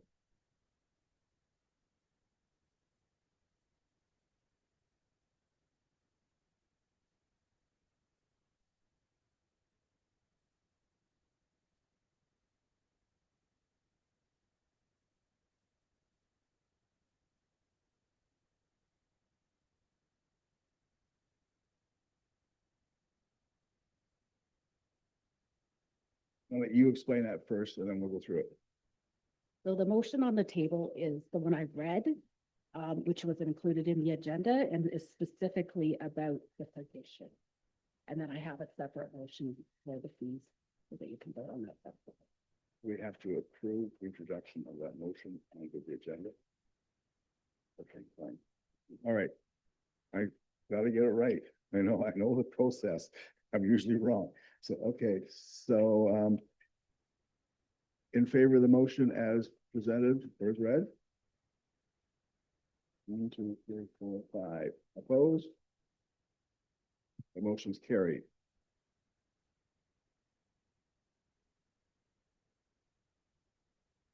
Moved by Councillor Good, seconded by Deputy Mayor Hudel. Be it resolved, the council instructs the CAO to look at the building department fees and report back to council. Final comments? In favor? Opposed? That motion's carried.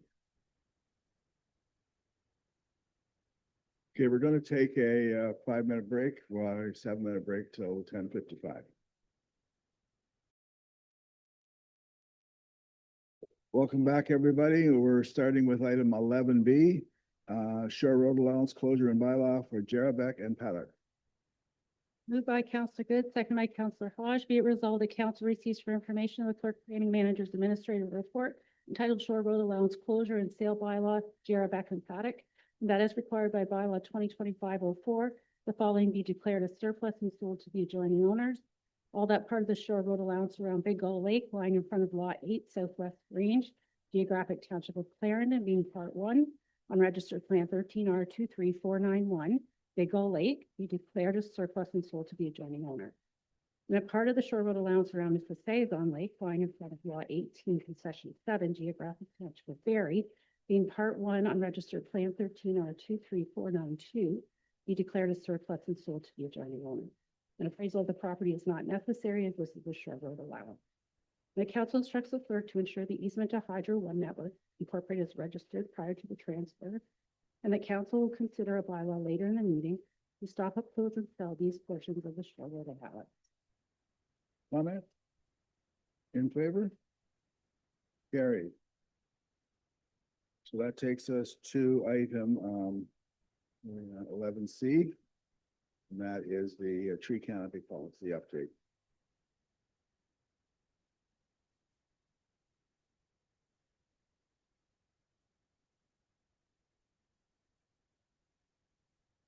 Moved by Councillor Hodge, seconded by Deputy Mayor Hudel.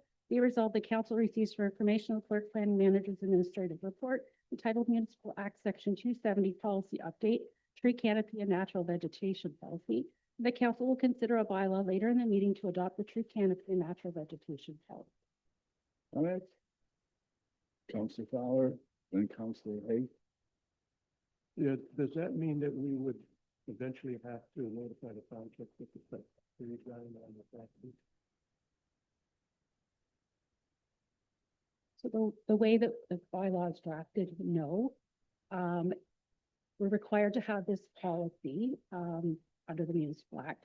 We haven't had one simply because it's generally a non-issue other than waterfront for the township. So we put it to be very permissive and recommended the way it's written. It's not about counting the trees and telling the township how many are counting and things like that. There's nothing in the bylaw that Peg? Having read this, I went to the procedural policy. Are we approving anything on the procedural policy? Is that up to discussion? Or we're just doing the tree canopy thing? I have certain comments that I found some editorial mistakes in the procedural policy. I would like to see.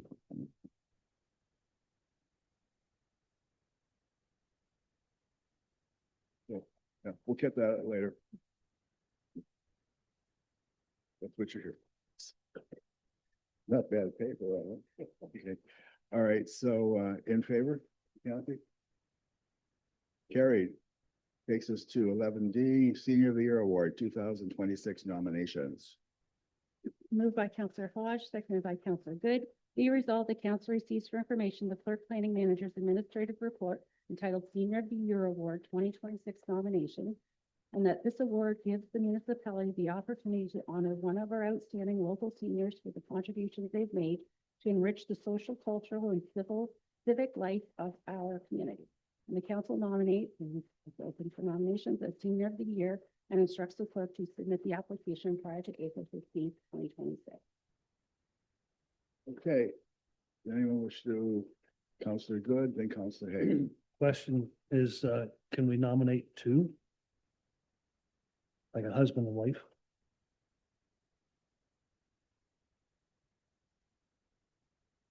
Okay, Lois, Eamon? Lois Eamon. Eamon, yeah. Second one. EMOND.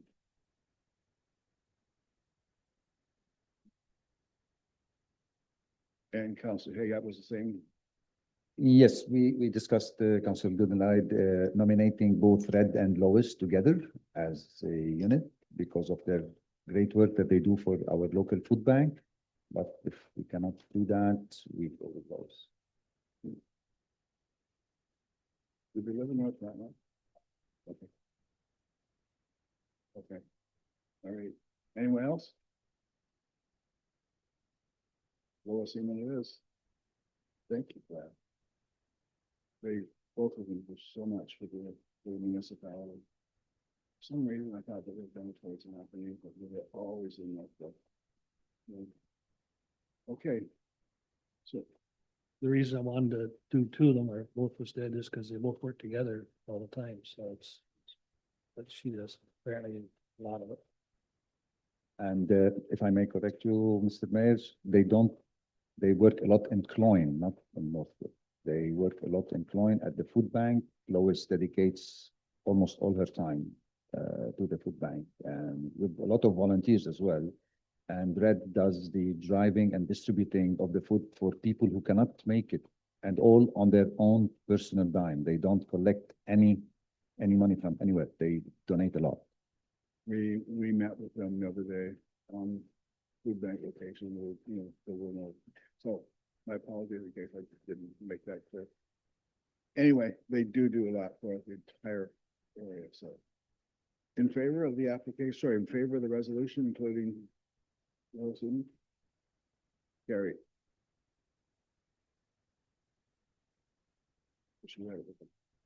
Okay. Item 11E, proposed amendments for the sale of land policy. Moved by Councillor Hodge, seconded by Councillor Good. Be it resolved, the council receives for information the clerk planning manager's administrative report entitled Proposed Amendments to the Sale of Land Policy. The council will consider a bylaw later in the meeting to amend the sale of land policy to incorporate policies to ensure the road allowance merges with the applicant's property and incorporate a housekeeping amendment. And the council will consider a bylaw later in the meeting to amend the delegation of authority for planning approval to include the issuance of certificate of cancellation under section 5345 of the Planning Act to be delegated to the clerk, and that for applications currently in process, the clerk shall obtain the information from the township solicitor on when and how the lot was created and work with the applicant and their solicitor to ensure the road allowance merges with the applicant's property. Comments? In favor? Oh, sorry. Oh, I couldn't see you because you had your hand back here. So I read this. It's extremely complicated. Can we have a Cole's Notes version?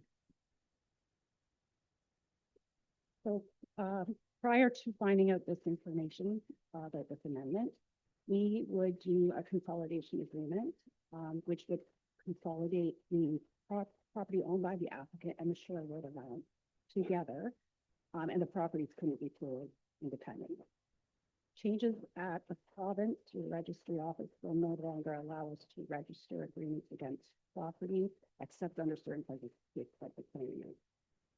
This is, again, one of the steps to try and speed up and reduce red tape. Unfortunately, it has led to sort of an issue with our purpose. If we don't do anything, any properties that are still the original lot possession and anything that was created by severance prior to 1879 will merge on title if the names are in the probably both properties maybe have no issue.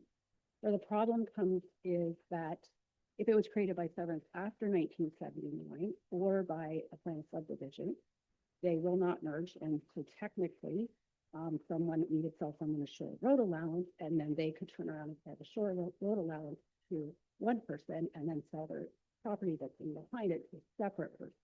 Leads to a couple of issues. One, people would own back lots, which is probably not what their intention would be behind the waterfront property. And the other one is that we would have lots that are 66 feet deep, which would not allow for any development because you know, 100 feet in the water to live. So this is a legal exercise to ensure that that doesn't happen. So that, and then there's two separate processes because of the way they're created. So for one created by consent after 1979, you need to cancel the consent, which is registering the certificate on title. So when you create a consent, there's a certificate on title, which gets signed by the planning clerk, and then so this is the reverse process. It does not eliminate the severance. It just eliminates that once the severance follows the severance. So the lot is still a lot. It doesn't merge back with the lot it was severed from, but it removes that right that once the severance follows a severance, and then allows that road allowance to merge. In the case of a subdivision, it needs a deeming bylaw to take the lot out of the subdivision. Again, not affecting the agreement if there is one, but just allowing that merging to happen. And that would require the deeming bylaw, which needs to come to help. So I'm recommending we just got the certificate of consent in 2022 under the Planning Act. It hasn't been delegated, so at this time it has to go to the committee of assessment. So we are recommending a delegation bylaw so that those cancellations can happen in the office, and then we can do the merging for the so it's going to have an impact on applicants. The lawyer's going to have to do some legal work ahead of time, and we're also going to have to explain the process to them so that they understand. There's a couple areas where it could cause some problems, and that's why they need their lawyer to understand, to explain it to them. If they own an adjoining lot, it could cause those two to merge. An issue, but again, the lawyer can do things like change titles, using stuff that can fix that. So that's one of the things I would like their lawyer to look at it and explain it to them, just so that any property rights that they have are to be properly by the record. So that's a whole note. I got news for you. What about, do we have to go back? Is there ramifications? Like we have to go back and do, look at everything that every share of allowance we've done for the last 10, 15 years? No, so this is just a new thing that came up. So the only thing where we're going to have to go back, they have applications, of course, as you know, income tax. So those ones haven't had any title search done. So I would need, like my suggestion is in the resolution is that I just have our lawyer do that title search, because I just feel like fair, because we're partway through the process. Have their lawyer do the, or have our lawyer do the title search, and then when I send the document to the applicant solicitor, just explain about the new process, they'll be aware of it. They understand all of this, and then they can explain. They don't want to do a deeming battle or kind of cancellation because going through their lawyer, but so we would take on the ones that are in process, which is I'm going to the vote to any applicant.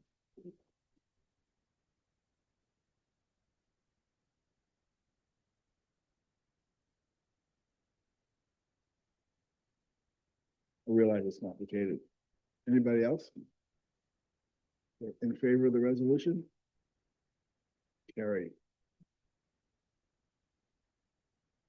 So, item 11F, delegation of authority in the event of the restricted powers of council during an election.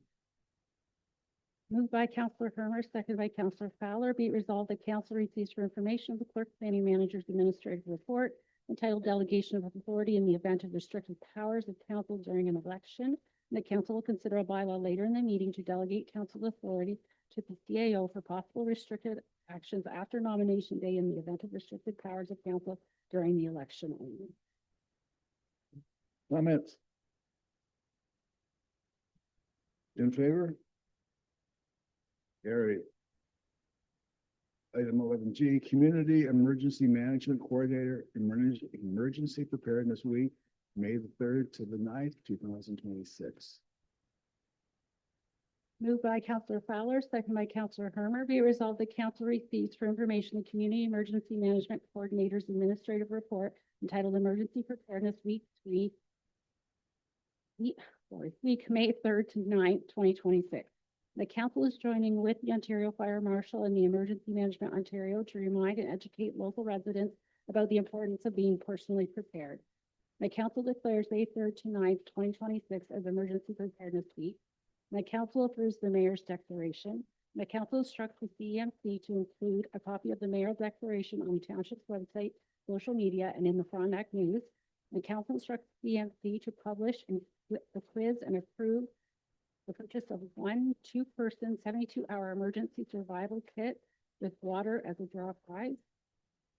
And that council instructs the CMC to post daily Monday to Friday bulletins on the township's website and social media regarding safety tips for emergency preparedness. The 5 topics will include 1, extreme heat, wildfires, severe storms and flooding, power outages, and pets during an emergency. Questions, comments? In favor? Carried. Item 11H, review of social media accounts, North Frontenac Township. Moved by Counselor Hermer, second by Counselor Fowler. Be it resolved that council receives for information the Manager of Community Development Administrative Report entitled Review of Social Media Accounts, North Frontenac Township. And the council approves the discontinuation of the Township's X, formerly Twitter account. And the council approves the following social media platforms pages on Facebook: Township of North Frontenac, North Frontenac Astronomy Park, North Frontenac Parklands, which is new, North Frontenac Fire Department, which is new, Instagram visit North Frontenac, which is new, and council directs the Chief Administrative Officer to review and update the social media standard operating policy. Comments? Deputy Mayor. So, no, I'm fine with this report. I have a question. Considering we're going with all the social media, do we have a policy for AI use in our Frontenac? Not for AI at this time. We're actually working with the, we've asked the counties looking into it. And then they're going to bring us back some information when they get there, and then we'll see where we can kind of tag team into that. Yeah, okay, because more municipalities are creating policies and it's Yeah, so something that it's we need to do. certainly on Yeah, her okay. location, we're just not there. Thanks, sir. Anything else? In favor of the resolution? Carried. Okay, so item 11I, generator purchases, budget consideration. Moved by Counselor Fowler, second by Counselor Hermer. Be resolved that council receives for information the Manager of Community Development's Administrative Report entitled Generator Purchases, Budget Consideration. The council approves the additional estimated $4,175 to proceed with generator installations at both Clare Mill and Harlow Community Halls, and directs the treasurer to transfer this additional money from the Community Hall Sustainability Tangible Capital Asset Reserve Fund. Comment? Counselor Hermer. Are these standby generators? These are both short. Through you, Mr. Mayor, yes. Counselor Inglis. So these would bring all of our halls up to the same standard, roughly all automatic turn on, all fueled by on-site propane. Yes, correct. So just for the clarification, this was in the 2026 budget.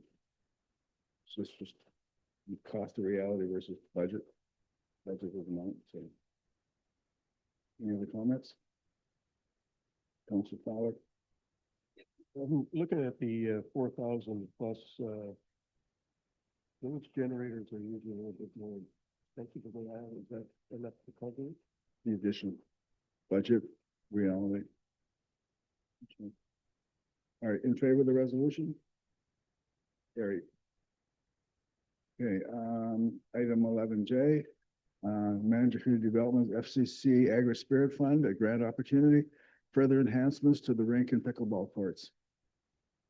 Moved by Counselor Farmer, second by Counselor Fowler. Be it resolved that council receives for information the Manager Community Development's Administrative Report entitled SCC Agri-Spirit Fund Grant Opportunity Further Enhancements to Rink Pickleball Court. The council approves the MCD's application to the SCC Agri-Spirit Fund for 100% project funding.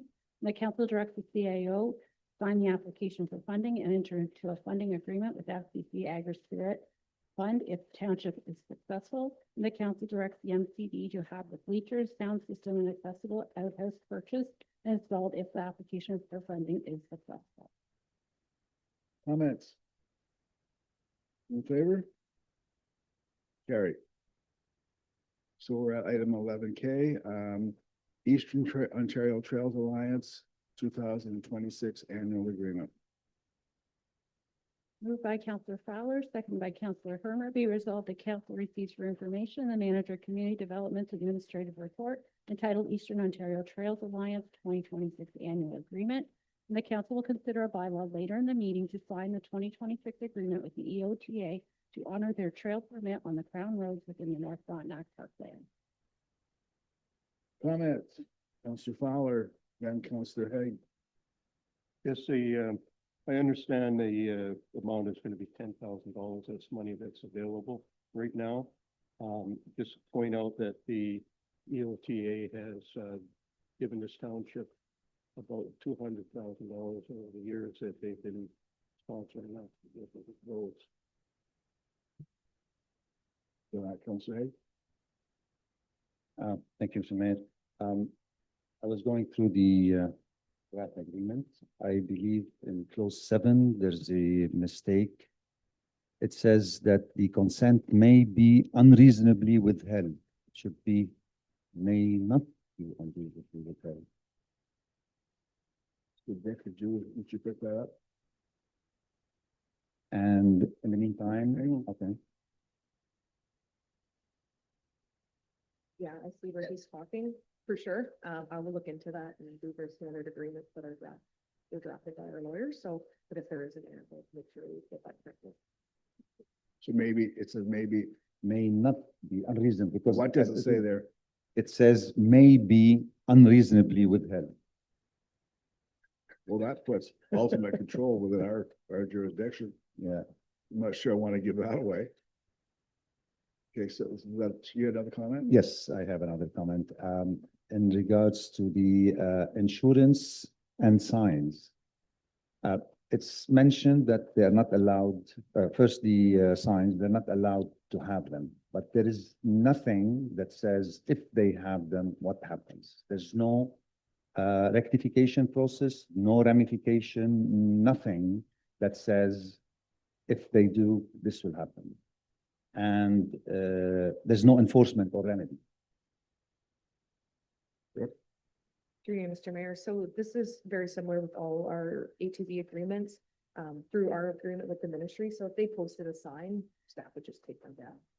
That would be what happens. And if it became an issue, then we would obviously have to deal with them, but we've had this agreement with the OTA since 2009 and they never did that. So if they did, we would obviously have to address it, but yeah. One more thing. Sure. Thank you. There's I don't know if this is something also to address or not, the indemnity in the clause, I believe it's clause 3, it survives the termination, but the insurance obligation does not, which means that if anything, if any claim happens after the termination, it will not be covered by insurance.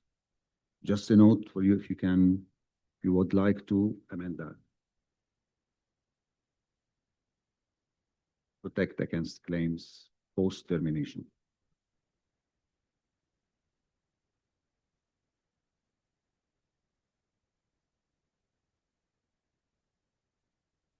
Check that out.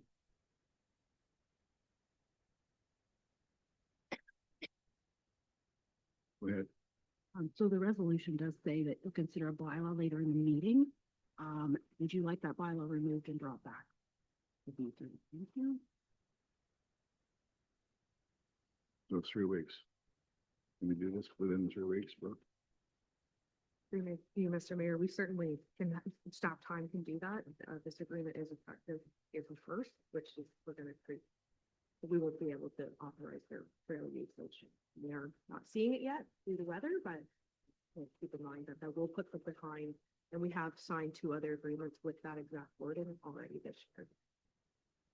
We can certainly look at it, whether or not you want to change EOTAs, noting that Ottawa Valley and Bytown have already signed this exact agreement for 2026. Or we can look into them and have them all effective for 20. And this agreement was drafted by our legal, or reviewed by our legal people in the past. In the past, yes. Correct.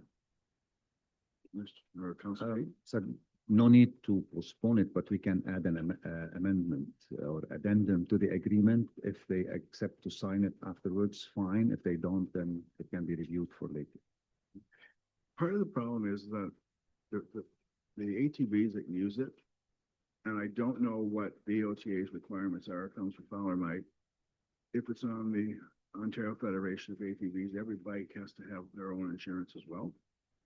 So it's their own insurance, plus it's the Federation's insurance. So I'm thinking there's an EOTA insurance here as well as the individual bikes.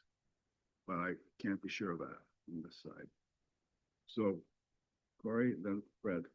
Plus the township has insurance on all of this as well. So it's very well insured for sure, but between the 3 different groups. So it's again, these have been all kind of went through our legal departments previous to this. So I respect your opinions for sure, but I would hate to see us put this off over. This is the same agreement we've been using for years, and it's all been approved via that. So as well as the organizations who have their insurance and their insurance companies. So it just, again, I hate to see us do that. If we could look into this further, and if we need to make adjustments for 2027, I would recommend we do that. Councilor Fowler? The Off-Road Vehicles Act specifies that they have to have insurance.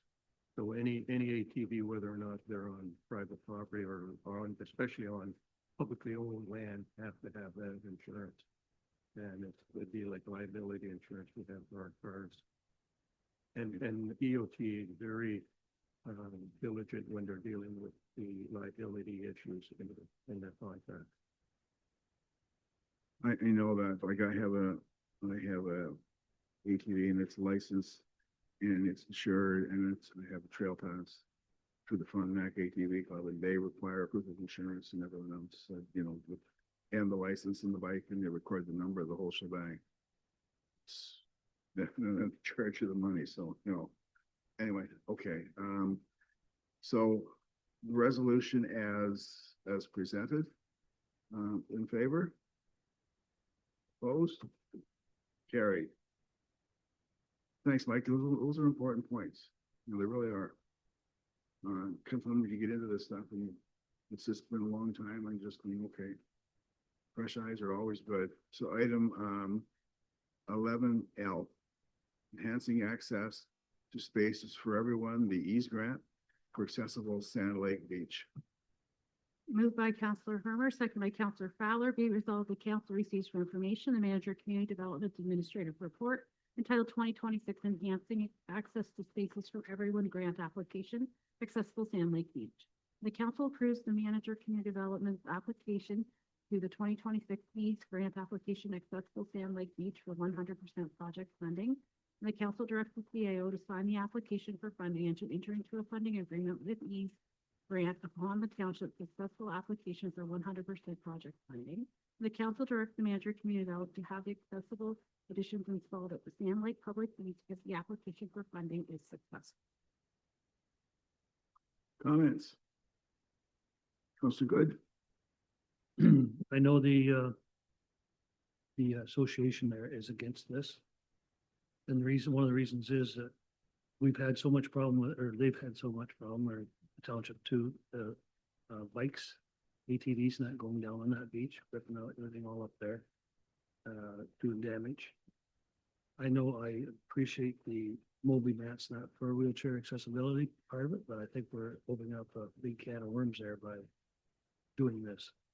And we've already had that problem in the past. So Corey? Counselor Good, this is Sand Lake Beach, not Shabanika. Yeah, I'm sorry, no, and I know we had that discussion before, so I can What? see that Yeah. for sure. It's a different beach, though. No, My apologies. I was thinking of the you're hundred Shabanika. percent right. I was just thinking, you got the right beach? Okay. Okay, in favor of the resolution? Carried.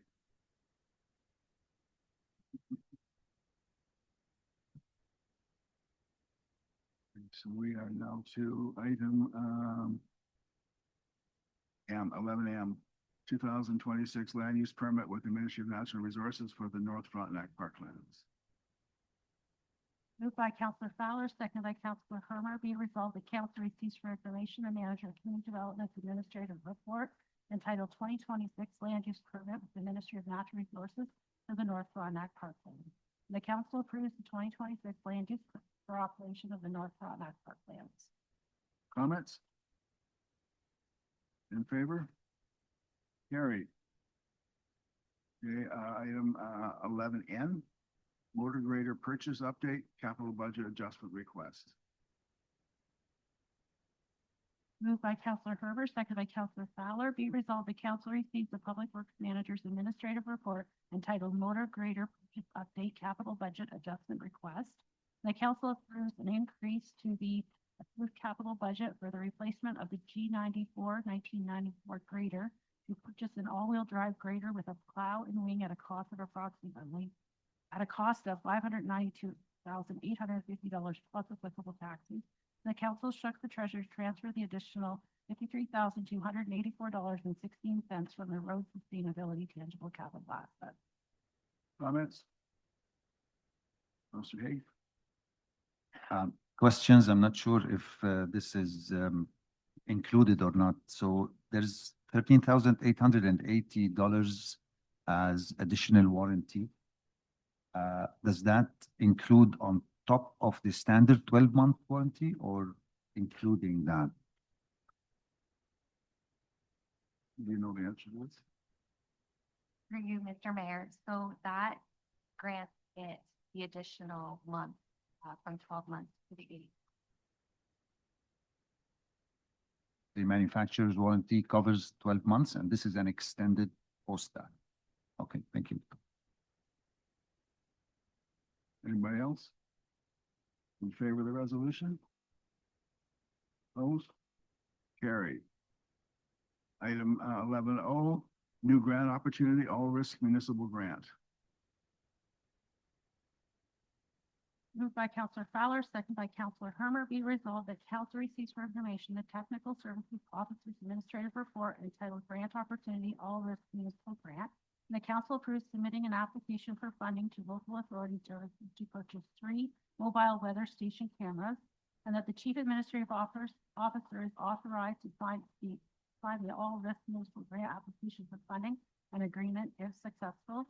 And that staff will update council at a future meeting regarding the status of the All Risk Municipal Grant application. Comments? Counselor Hague, it's fine. That's what you're here for. Yeah, exactly. Thank you. I was looking into this. It's a great idea. Just to confirm, do we need live streaming or snapshot time lapse is sufficient? For you, Mr. Mayor, so this is a snapshot photo. It's not a Not live streaming. Okay. So does it require continuous data? And that's part of and there is Wi-Fi there. We confirmed that on these 3 positions, there are enough Wi-Fi. So through you, Mr. Mayor, so this is actually operated through Rogers Satellite. So it works everywhere. So the annual operating cost is covering the cost of that. Okay. A follow-up question. There is an annual cost to the company KSMI as a subscription, and that's we're gonna pay every year. Is this correct? Okay. Is there a way if we use, let's say, 4G SIM card in each of the cameras, replace KSMI and do that without a subscription? Is there a way to offset that cost? At this time, I cannot answer that, but that is something that I could look into with that company and report back. Thank you. My only concern, this is from Mackenzie, these are solar powered. So the greatest use will be middle of December to the middle of March when there's very little sun. Is there enough light in this type of atmosphere or this type of day? How are these? Through you, Mr. Mayor, I have the same concern given the conditions of the weather lately. However, they have this built-in battery that it only requires a 4-hour charge, and then it can get almost 30 hours of a battery. Very little.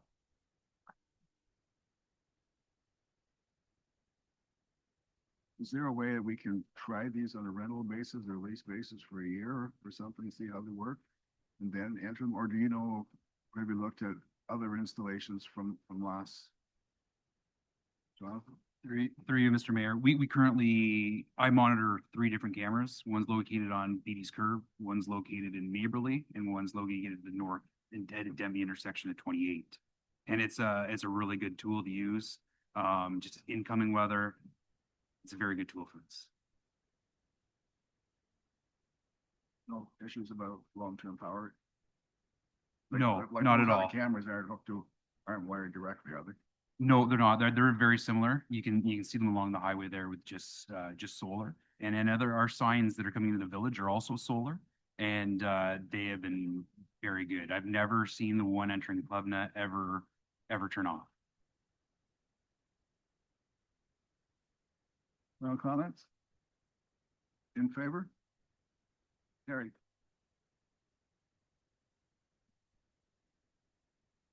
Case external committees, well, Is it okay if Jonathan and Mackenzie are excused now? thank you very much for your time. Thank you. Appreciate it. First time, but you were both on the hot seat. So item 12A, Committee of Adjustment Planning Advisory Committee. Moved by Counselor Harmer, seconded by Counselor Fowler. Be resolved that council receives for information the minutes of a meeting of the Committee of Adjustment Planning Advisory Committee held November 24th, 2025. Comments? In favor? Carried. Item 12B, Economic Development Task Force.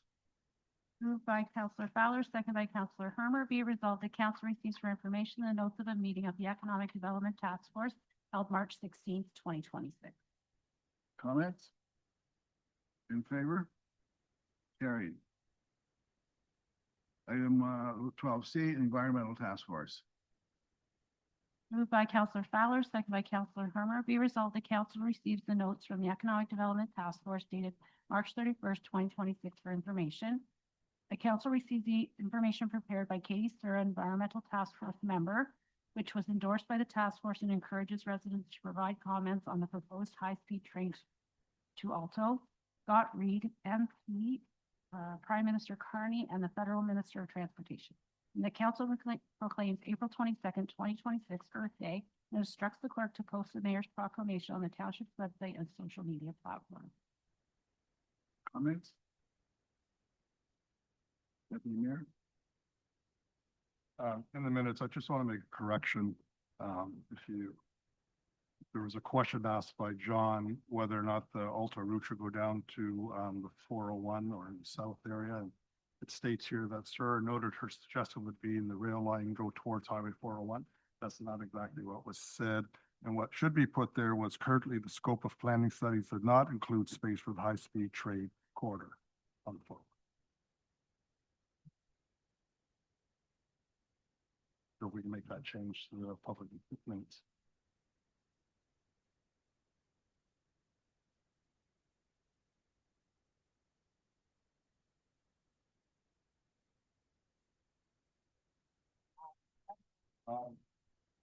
Does not include space for a high-speed train corridor. And for those of you who haven't read Katie's letter, it's extremely well written. Should take a look at it. The resolution has been amended and that council receives the notes of the Economic Development Task Force dated March 31st, 2026 for information as amended. Mr. Fowler, you don't have a comment?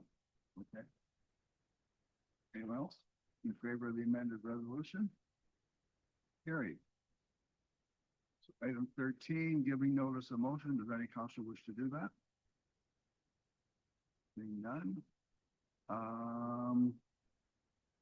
We do have a notice of motion, item 14, which was created from last meeting. Tara, would you like to read it? You can skip all the whereases of and go down to the result. Moved by Counselor Hermer, seconded by Counselor Fowler.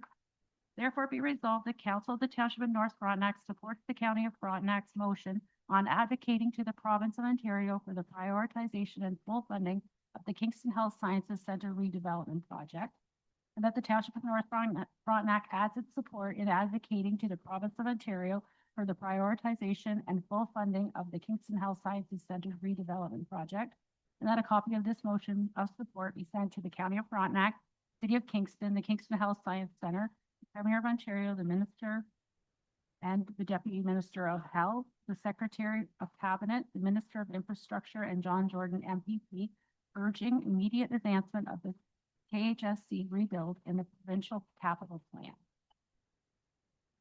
Any comments? In favor? Carried.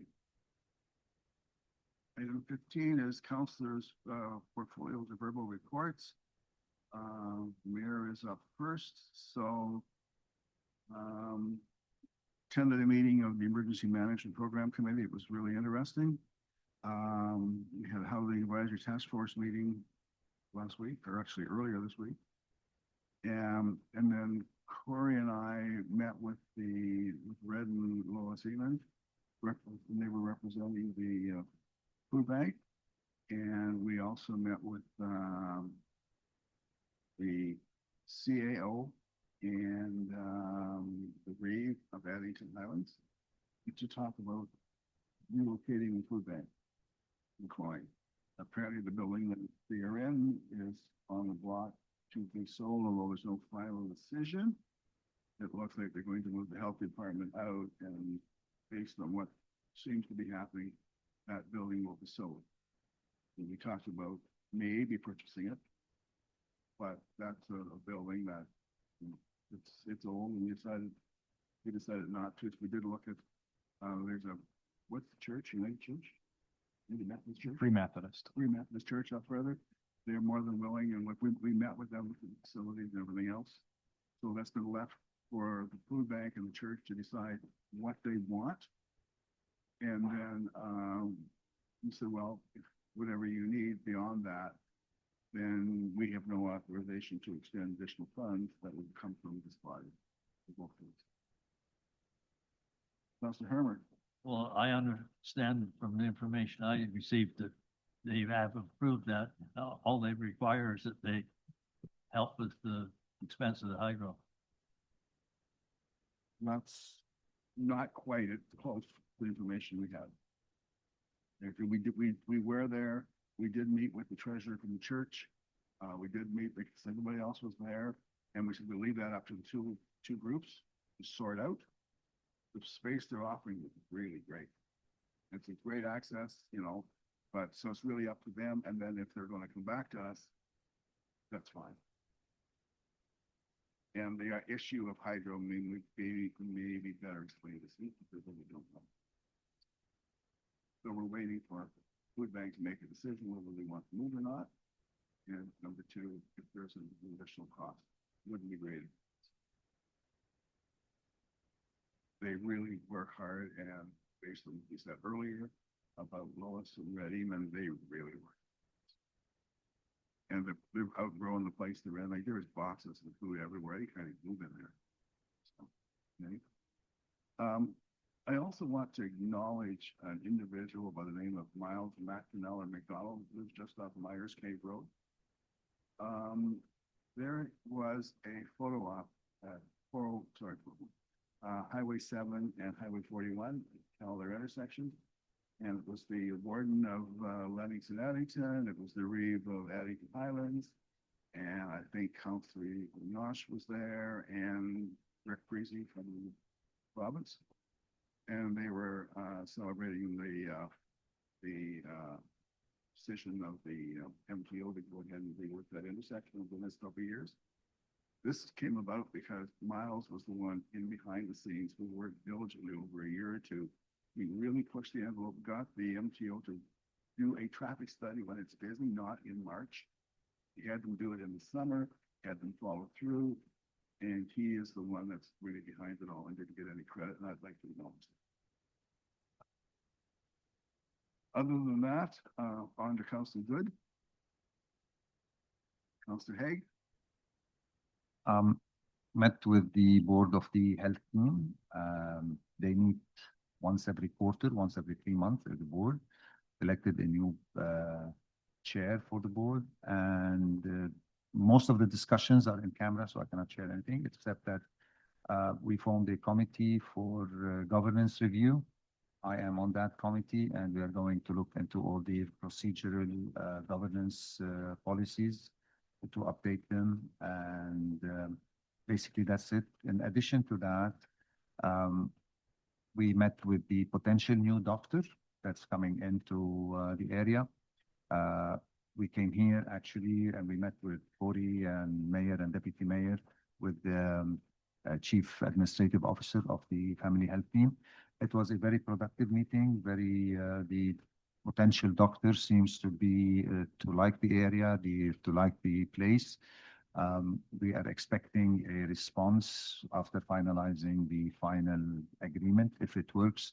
The good thing is that the potential new doctor here has a PR card, which cuts a lot of the red tape into what happened with Dr. Weldon here. So that's good news for for both our townships. Definitely is. Thank you. Deputy Mayor Hoodle. As far as MVCA goes, we have our 47th annual general meeting on Monday. Kind of sad because it'll be the last actual general meeting of the MVCA. And I have put my name forward in the elections to continue as chair of the MVCA. I did have a meeting with the Ministry of Environment on Thursday, yesterday. Talking about the transition of the MVCA to the RCA, which is the Regional Conservation Authority, that's going to be called St. Lawrence Regional Conservation Authority, that we will now be part of. So they mainly talked about their transition period. So the transition will officially be February 1st, 2027. Not everything will be done by then, but most of the stuff will be done. There will be a transition committee from every conservation authority to help with the transition. So Sally and myself will be on that transition committee representing. So there's 4 new CAs in our regional group now. So each one will have 2 members, the chair and the general managers on that committee. And there will be a project. What is the term they used here in my notes? Anyway, there'll be someone appointed by the province to lead that transition committee. So there'll be 9 transition committees in the province. There'll be 9 new project leaders who after the transition will become the general managers. So the province is looking at people that obviously have experience during amalgamation, have experience in environmental concerns, governance, all that kind of stuff. So I'm not sure how they're going to appoint 9 executives by July, but we'll see how that goes. The province will pay for this transition executive until the transition is over. Then what happens after that, I guess, county will be paying for it through us, right? This is one of the terms you'll be hearing about is called OPCA, which is the Ontario Provincial Conservation Agency. That's the agency that's doing all the work of the transition of all this. The municipalities will see the transition plans and they'll be able to comment on the transition plans. If a transition plan cannot be agreed upon, then the province will step in and create their own transition plan for the Regional Conservation Authority. Everything is going. So the other thing that they really emphasized in the meeting was that anything that belongs to the MVC today will belong to the Regional Conservation Authority February 1st. So my concern again is always the dams and our infrastructure here. And as long as they hold to that word, we'll be good. So new board members for the new Regional Conservation Authority will have to be put in place by February 1st. And that will be appointed by the county, not North Frontenac, but they will be represented by the upper tier government, not the lower tier government. The complication is, of course, there's an election in October. So for anyone who is running, and if they do not get elected, you know, the townships now appoint that person to, because the MVCA will still have a board until February 1st. But under the Conservation Act, even if a person is not elected, he or she is still expected and able to, if the townships want, to continue to be on the board until February 1st, if they want to. So hypothetically, if I did not get elected in the new election, I could still act as chair of the board if the township wishes so. Or you could appoint someone. Okay. And then I think in the next week and a half or 2 weeks, all the municipalities will go through the same hour-and-a-half presentation that I got on Thursday. Very interesting.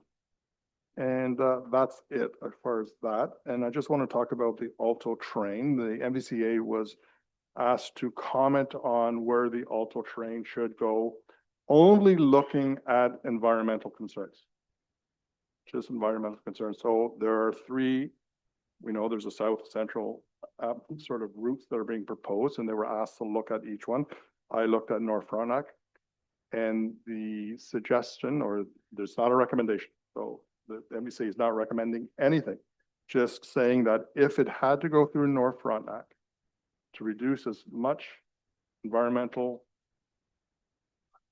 upset impact, thank you. And no, I'm not going to say recommendation. The least amount of environmental impact would be the hydro corridor, which would be down 506.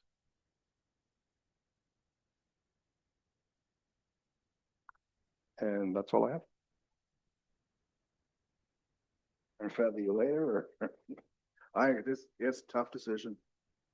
Tough decision. Yeah, I personally don't think it's coming to North Frontenac, and think so. that's not what the MVCA is saying. They were just asked to say, if it was going to come to, where would the least environmental impact be?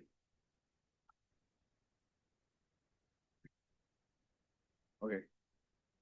Thank you for that.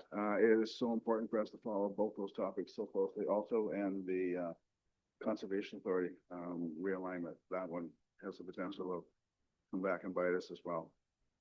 Okay, that takes us, sorry, I've covered. Councilor Herman? Nothing to report. Councilor English, did I get you? Oh, I took this off the screen. Nothing on Ward 3 Lakes. Councilor Fowler? Yes, I had a meeting yesterday at the Eastern Ontario Trails Alliance rather. During the meeting, we approved the standard template for agreements that we make with other clubs and other organizations. It'll be similar to what we had at just earlier today at our meeting here. Seniors and law enforcement, we have a presentation on May 8th at Snow Road Station. The topic will be holistic health. And the Ontario Provincial Police Board will be meeting next June 18th at 10 a.m. in Charlotte Lake. Thank you, everyone.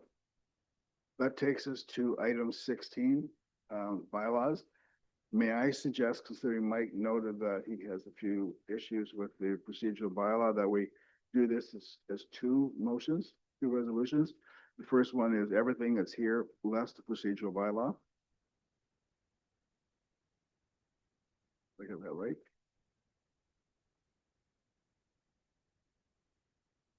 Yeah, there it is. And then we'll come back and do that one.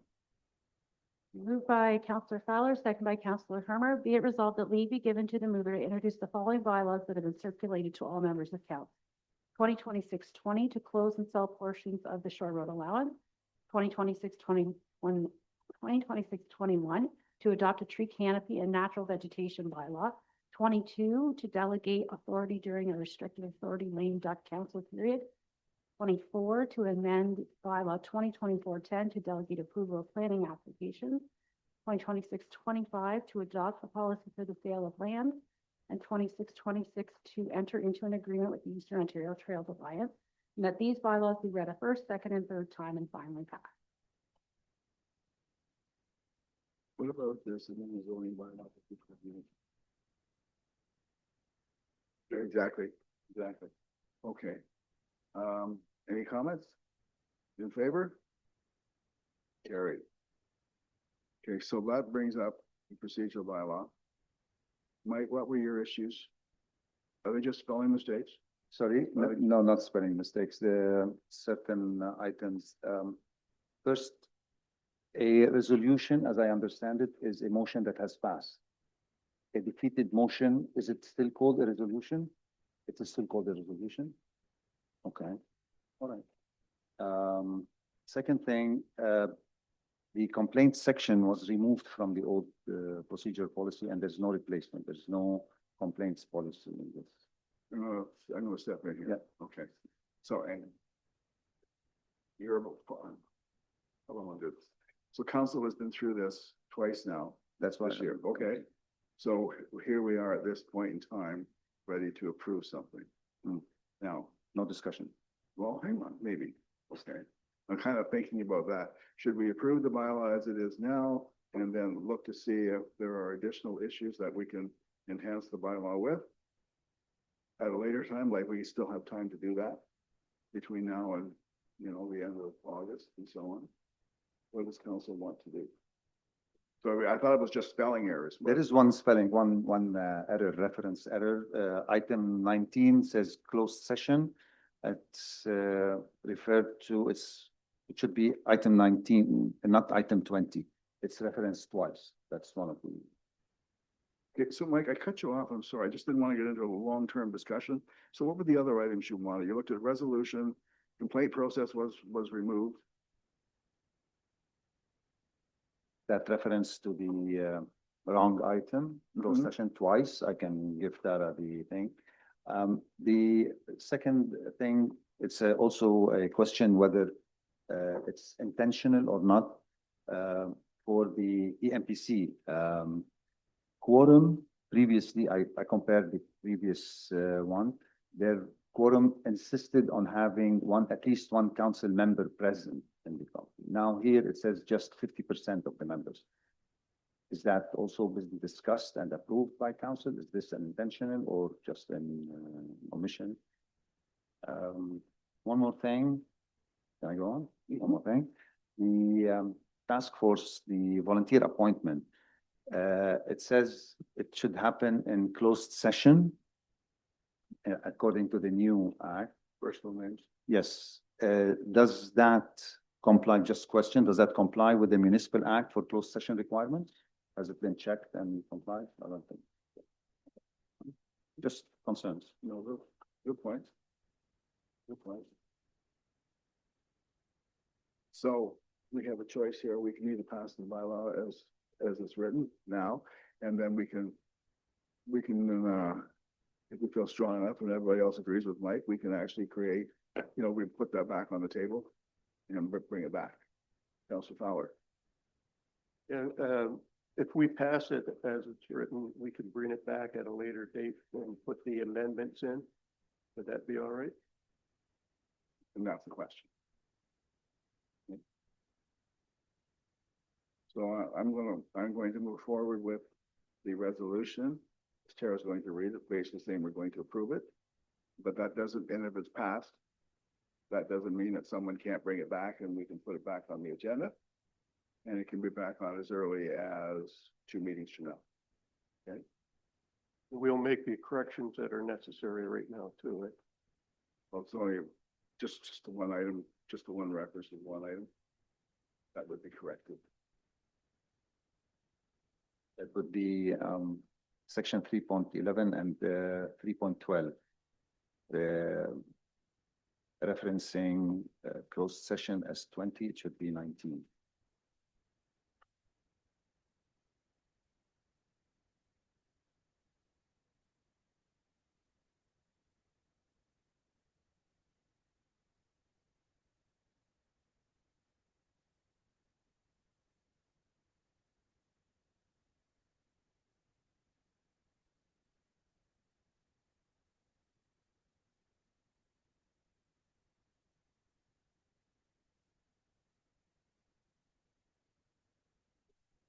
We're doing the county's one at the same time. The county has a clause which says that staff can make minor changes just like that. Ours doesn't have that.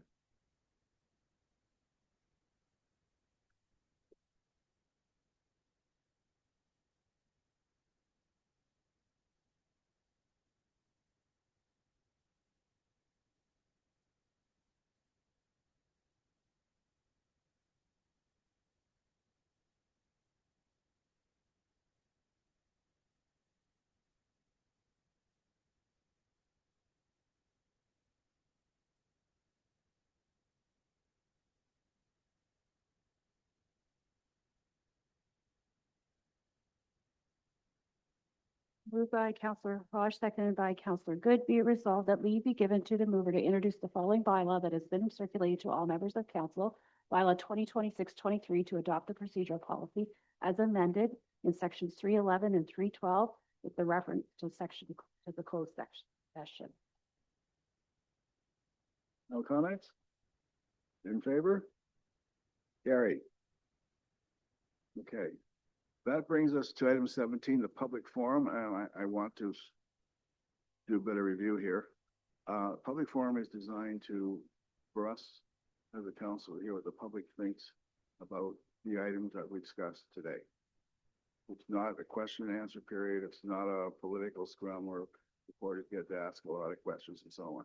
So if you have a question, please phrase it as a comment or a principle. Councilor Good? Yes, was there not a time period in on that we allowed the public forum? Was it 3 hours? Is anybody can confirm that to me? I thought There is a length of meeting. Yeah, the length of the meeting prior to the public forum. The end. No, I don't think so. Is there? Okay. Anyway, we're here today.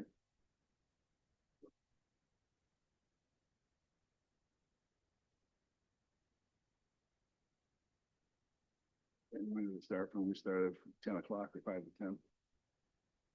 No, 9:30. When? No. There's no time limit on, it's that people have 5 minutes on all items, but there's no restriction on the length of the meeting. Okay. Well, maybe that's something we can look at too. No. But I know some townships are taking it right out. Those are issues. Okay, online first. Does anyone wish to make a comment on any of the issues that we as council discussed today? Okay, so anyone online, just to use the raise hand feature if you wish to make comment. And I do have Donald Morton wishing to make comment. Go ahead, Mr. Morton. Good morning, Council. Donald Morton here, speaking from North Frontenac News Media. Mayor Litchie, are you saying I'm not allowed to ask questions right now and I have to state these as statements? Exactly. Is there a bylaw that says so, or is it just a 5-minute limit? There was about 2 minutes ago. It was enacted. Change in the bylaw. So you just made a bylaw right now? It was included in the procedural bylaw, which we just passed, so it's enacted. Okay, I will turn these questions into statements then. Okay, on building costs, Councillor Hermer, you made the point that project reduces building costs for residents.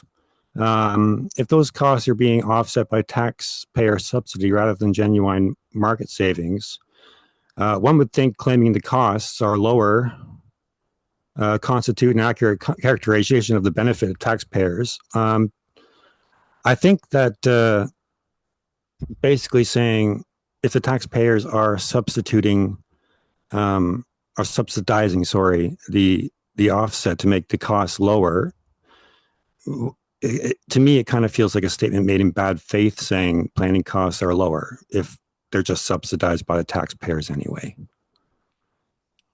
I don't think I made that statement. Okay. My next round of statements, I suppose, is on Facebook. This was brought up this meeting with the council adopting Facebook and dropping X. Through my research and coverage, actually, an national level article released today. I encourage you all to read it. Meta banned Canadian news from Facebook in 2023. Research shows engagement with unreliable sources on the platform tripled as a result. Is council, sorry, I believe council should be uncomfortable using Facebook as a primary channel to reach residents when verified journalism about this council is blocked from it. My next statement. Yes. You're still within your 5 minutes. Go ahead. So during the 2025 federal election, 5 bot accounts pushed over 28,000 posts on Facebook. Foreign Link Network ran AI-generated deepfakes targeting Canadian MPs on the same platform. I believe this council should be uncomfortable knowing that those facts and be questioning whether they should be using Facebook as a primary means of communication with our residents. Facebook profits by keeping users engaged, and misinformation drives more engagement than it does facts. I'm just going to step in here and say the primary vehicle that the township of North Frontenac uses to disseminate information is our website. If there's any questions about anything, we're working to drive people to that particular platform. Okay, on that note, Jerry, I've noticed the Facebook page has a lot of posts and content that the website does not.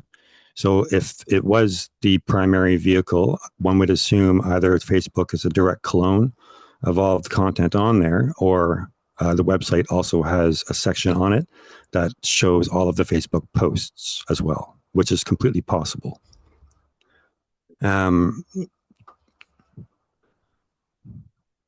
So, and during the last big meeting in the municipal thing, they addressed this, saying journalists have a hard time since the Trudeau era getting information out to the public, and it has promoted misinformation and echo chambers throughout all of communities in Canada. So I encourage this council to read my article today. It's I'm very proud of it. I spent a lot of time and research on it. And I cover a lot of this Facebook stuff, and I touch on Alto as well with a misinformation article put out by Cult MTL. I know my time's short here. One last question, statement, sorry. It's directed at Mayor Litchie. For you're currently chair of the FMSC board. In that capacity, I believe you should be telling council what projects, if any, North Frontenac is advancing through FMSC this year.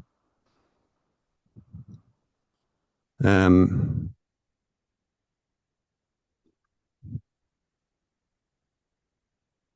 there anything else? There's your 5 minutes is up. Yeah, I've just one more quick statement, if that's okay. So South Frontenac has a funded project in Verona. Central Frontenac and Frontenac Islands have sites under consideration. I know that North Frontenac's position with the FMSC, we don't have anything on the record or any books. So I would like to see something put out to the public saying our stance with the FMSC and if we are benefiting from it and if we are actively participating in projects and getting our money's worth. Thank you. So I'm going to answer that last question or last comment.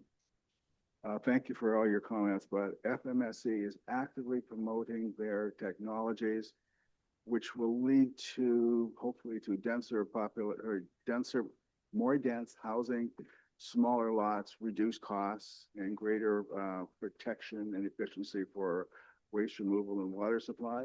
And they will accept information or questions or partnerships with anybody who wants to use that technology. FMSC does not own any projects.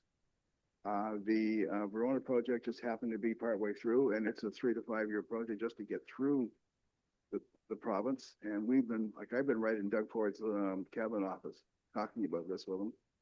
And they were trying to get the province to shorten their timelines and saying, if we prove this once, then it should be quite simple. If you're using it again, you should be able to reduce the approval times.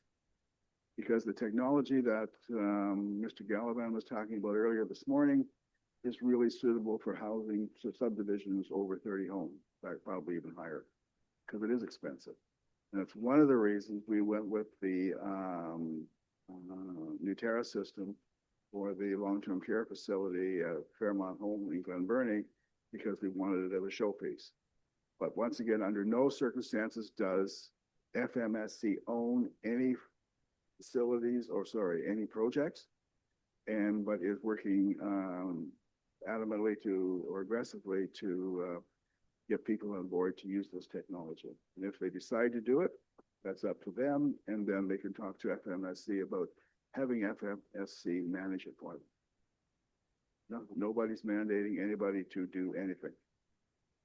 So if you want a project in North Frontenac and you've got 30 homes and you want to use this technology, or you've got a smaller one and FMSC would agree to it, you can install it, meets all the bylaws and whatever and zoning issues, you can ask FMSC to run it.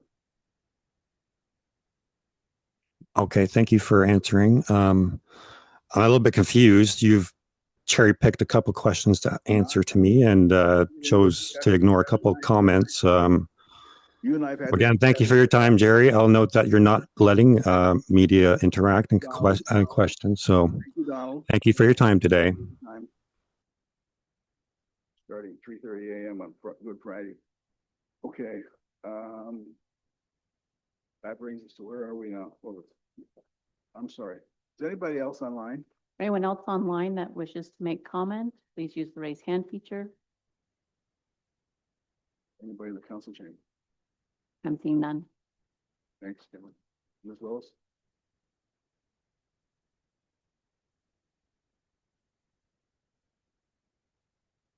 I know you'll let me know whether I'm allowed to say this. I will.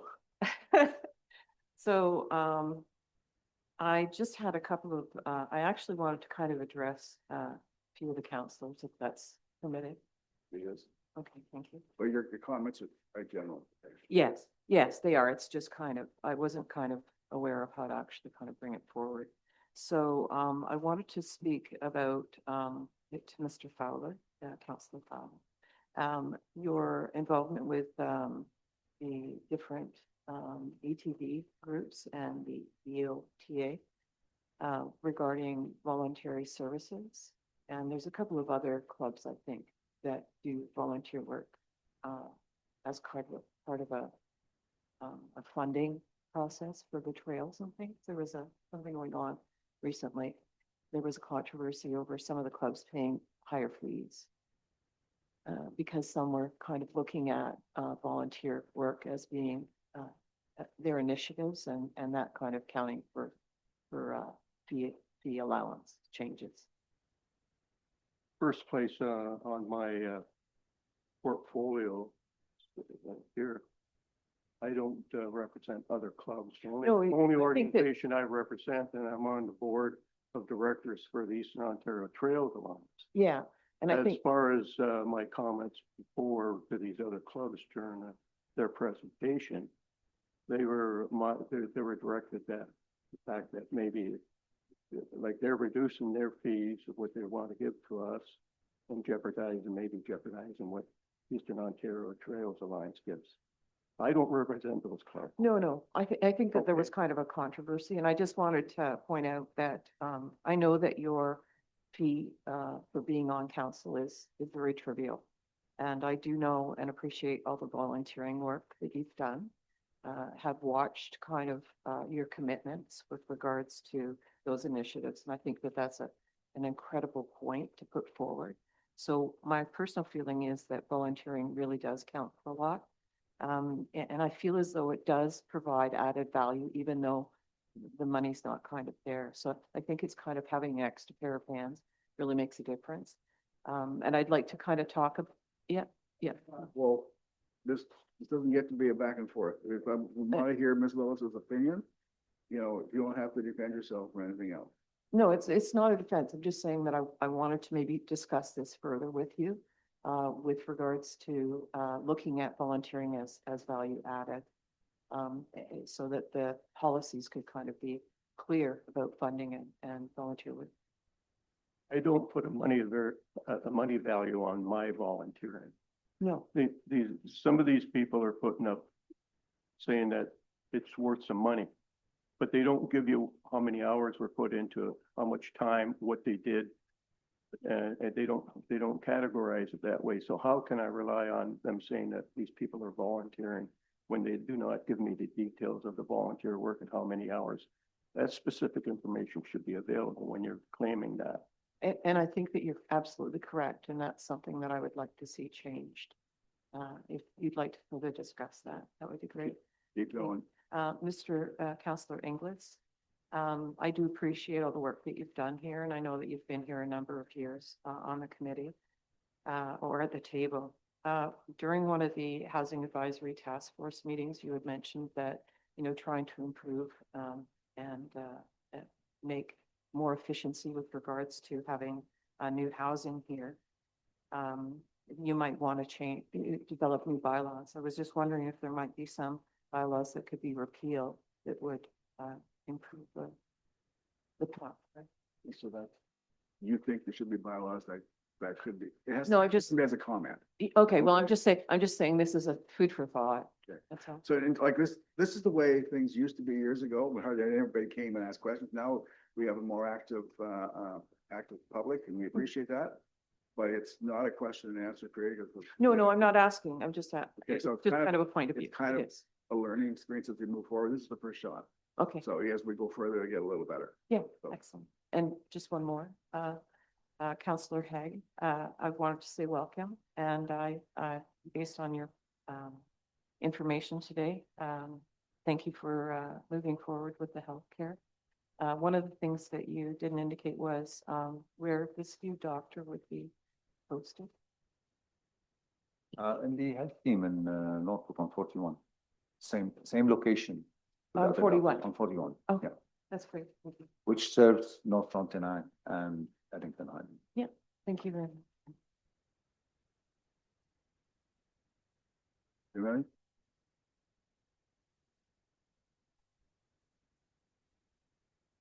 Okay.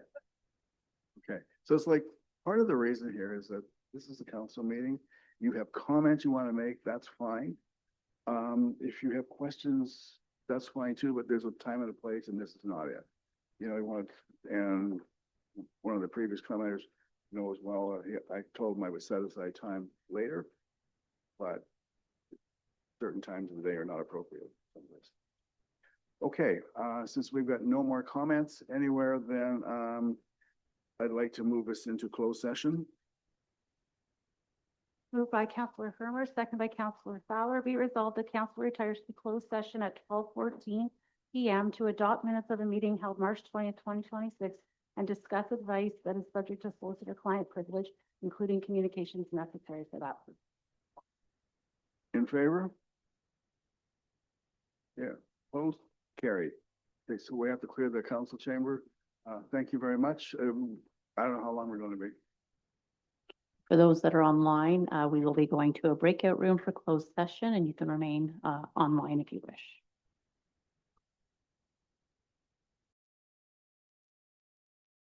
Hello, everyone.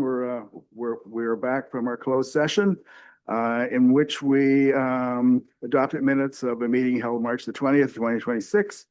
And we discussed advice that is subject to solicitor-client privilege, including communications necessary for that purpose. Darrell?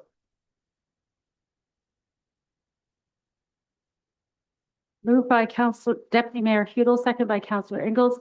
Be resolved, the council instructs the manager of community development to negotiate the next highest scored bidder. And if budget compliance is not met, the manager of community development is required to reissue the RFP. And that the procurement policy be amended to amend section 4.5 to $500,000 from $100,000 for bonding requirement. Any further discussion? In favor? Carried. Moved by Deputy Mayor Hudel, second by Councillor Ingalls. Whereas at the meeting held April 12, 2026, council approved a motion to amend section 4.5 of the procurement policy to change the bonding requirement from 100 to 500,000. Now therefore be resolved that leave be given to the mover to introduce the following bylaw that has been circulated to all members of council, bylaw 2026-29, to amend the township's procurement policy. And that this bylaw be read a first, second, and third time and finally passed.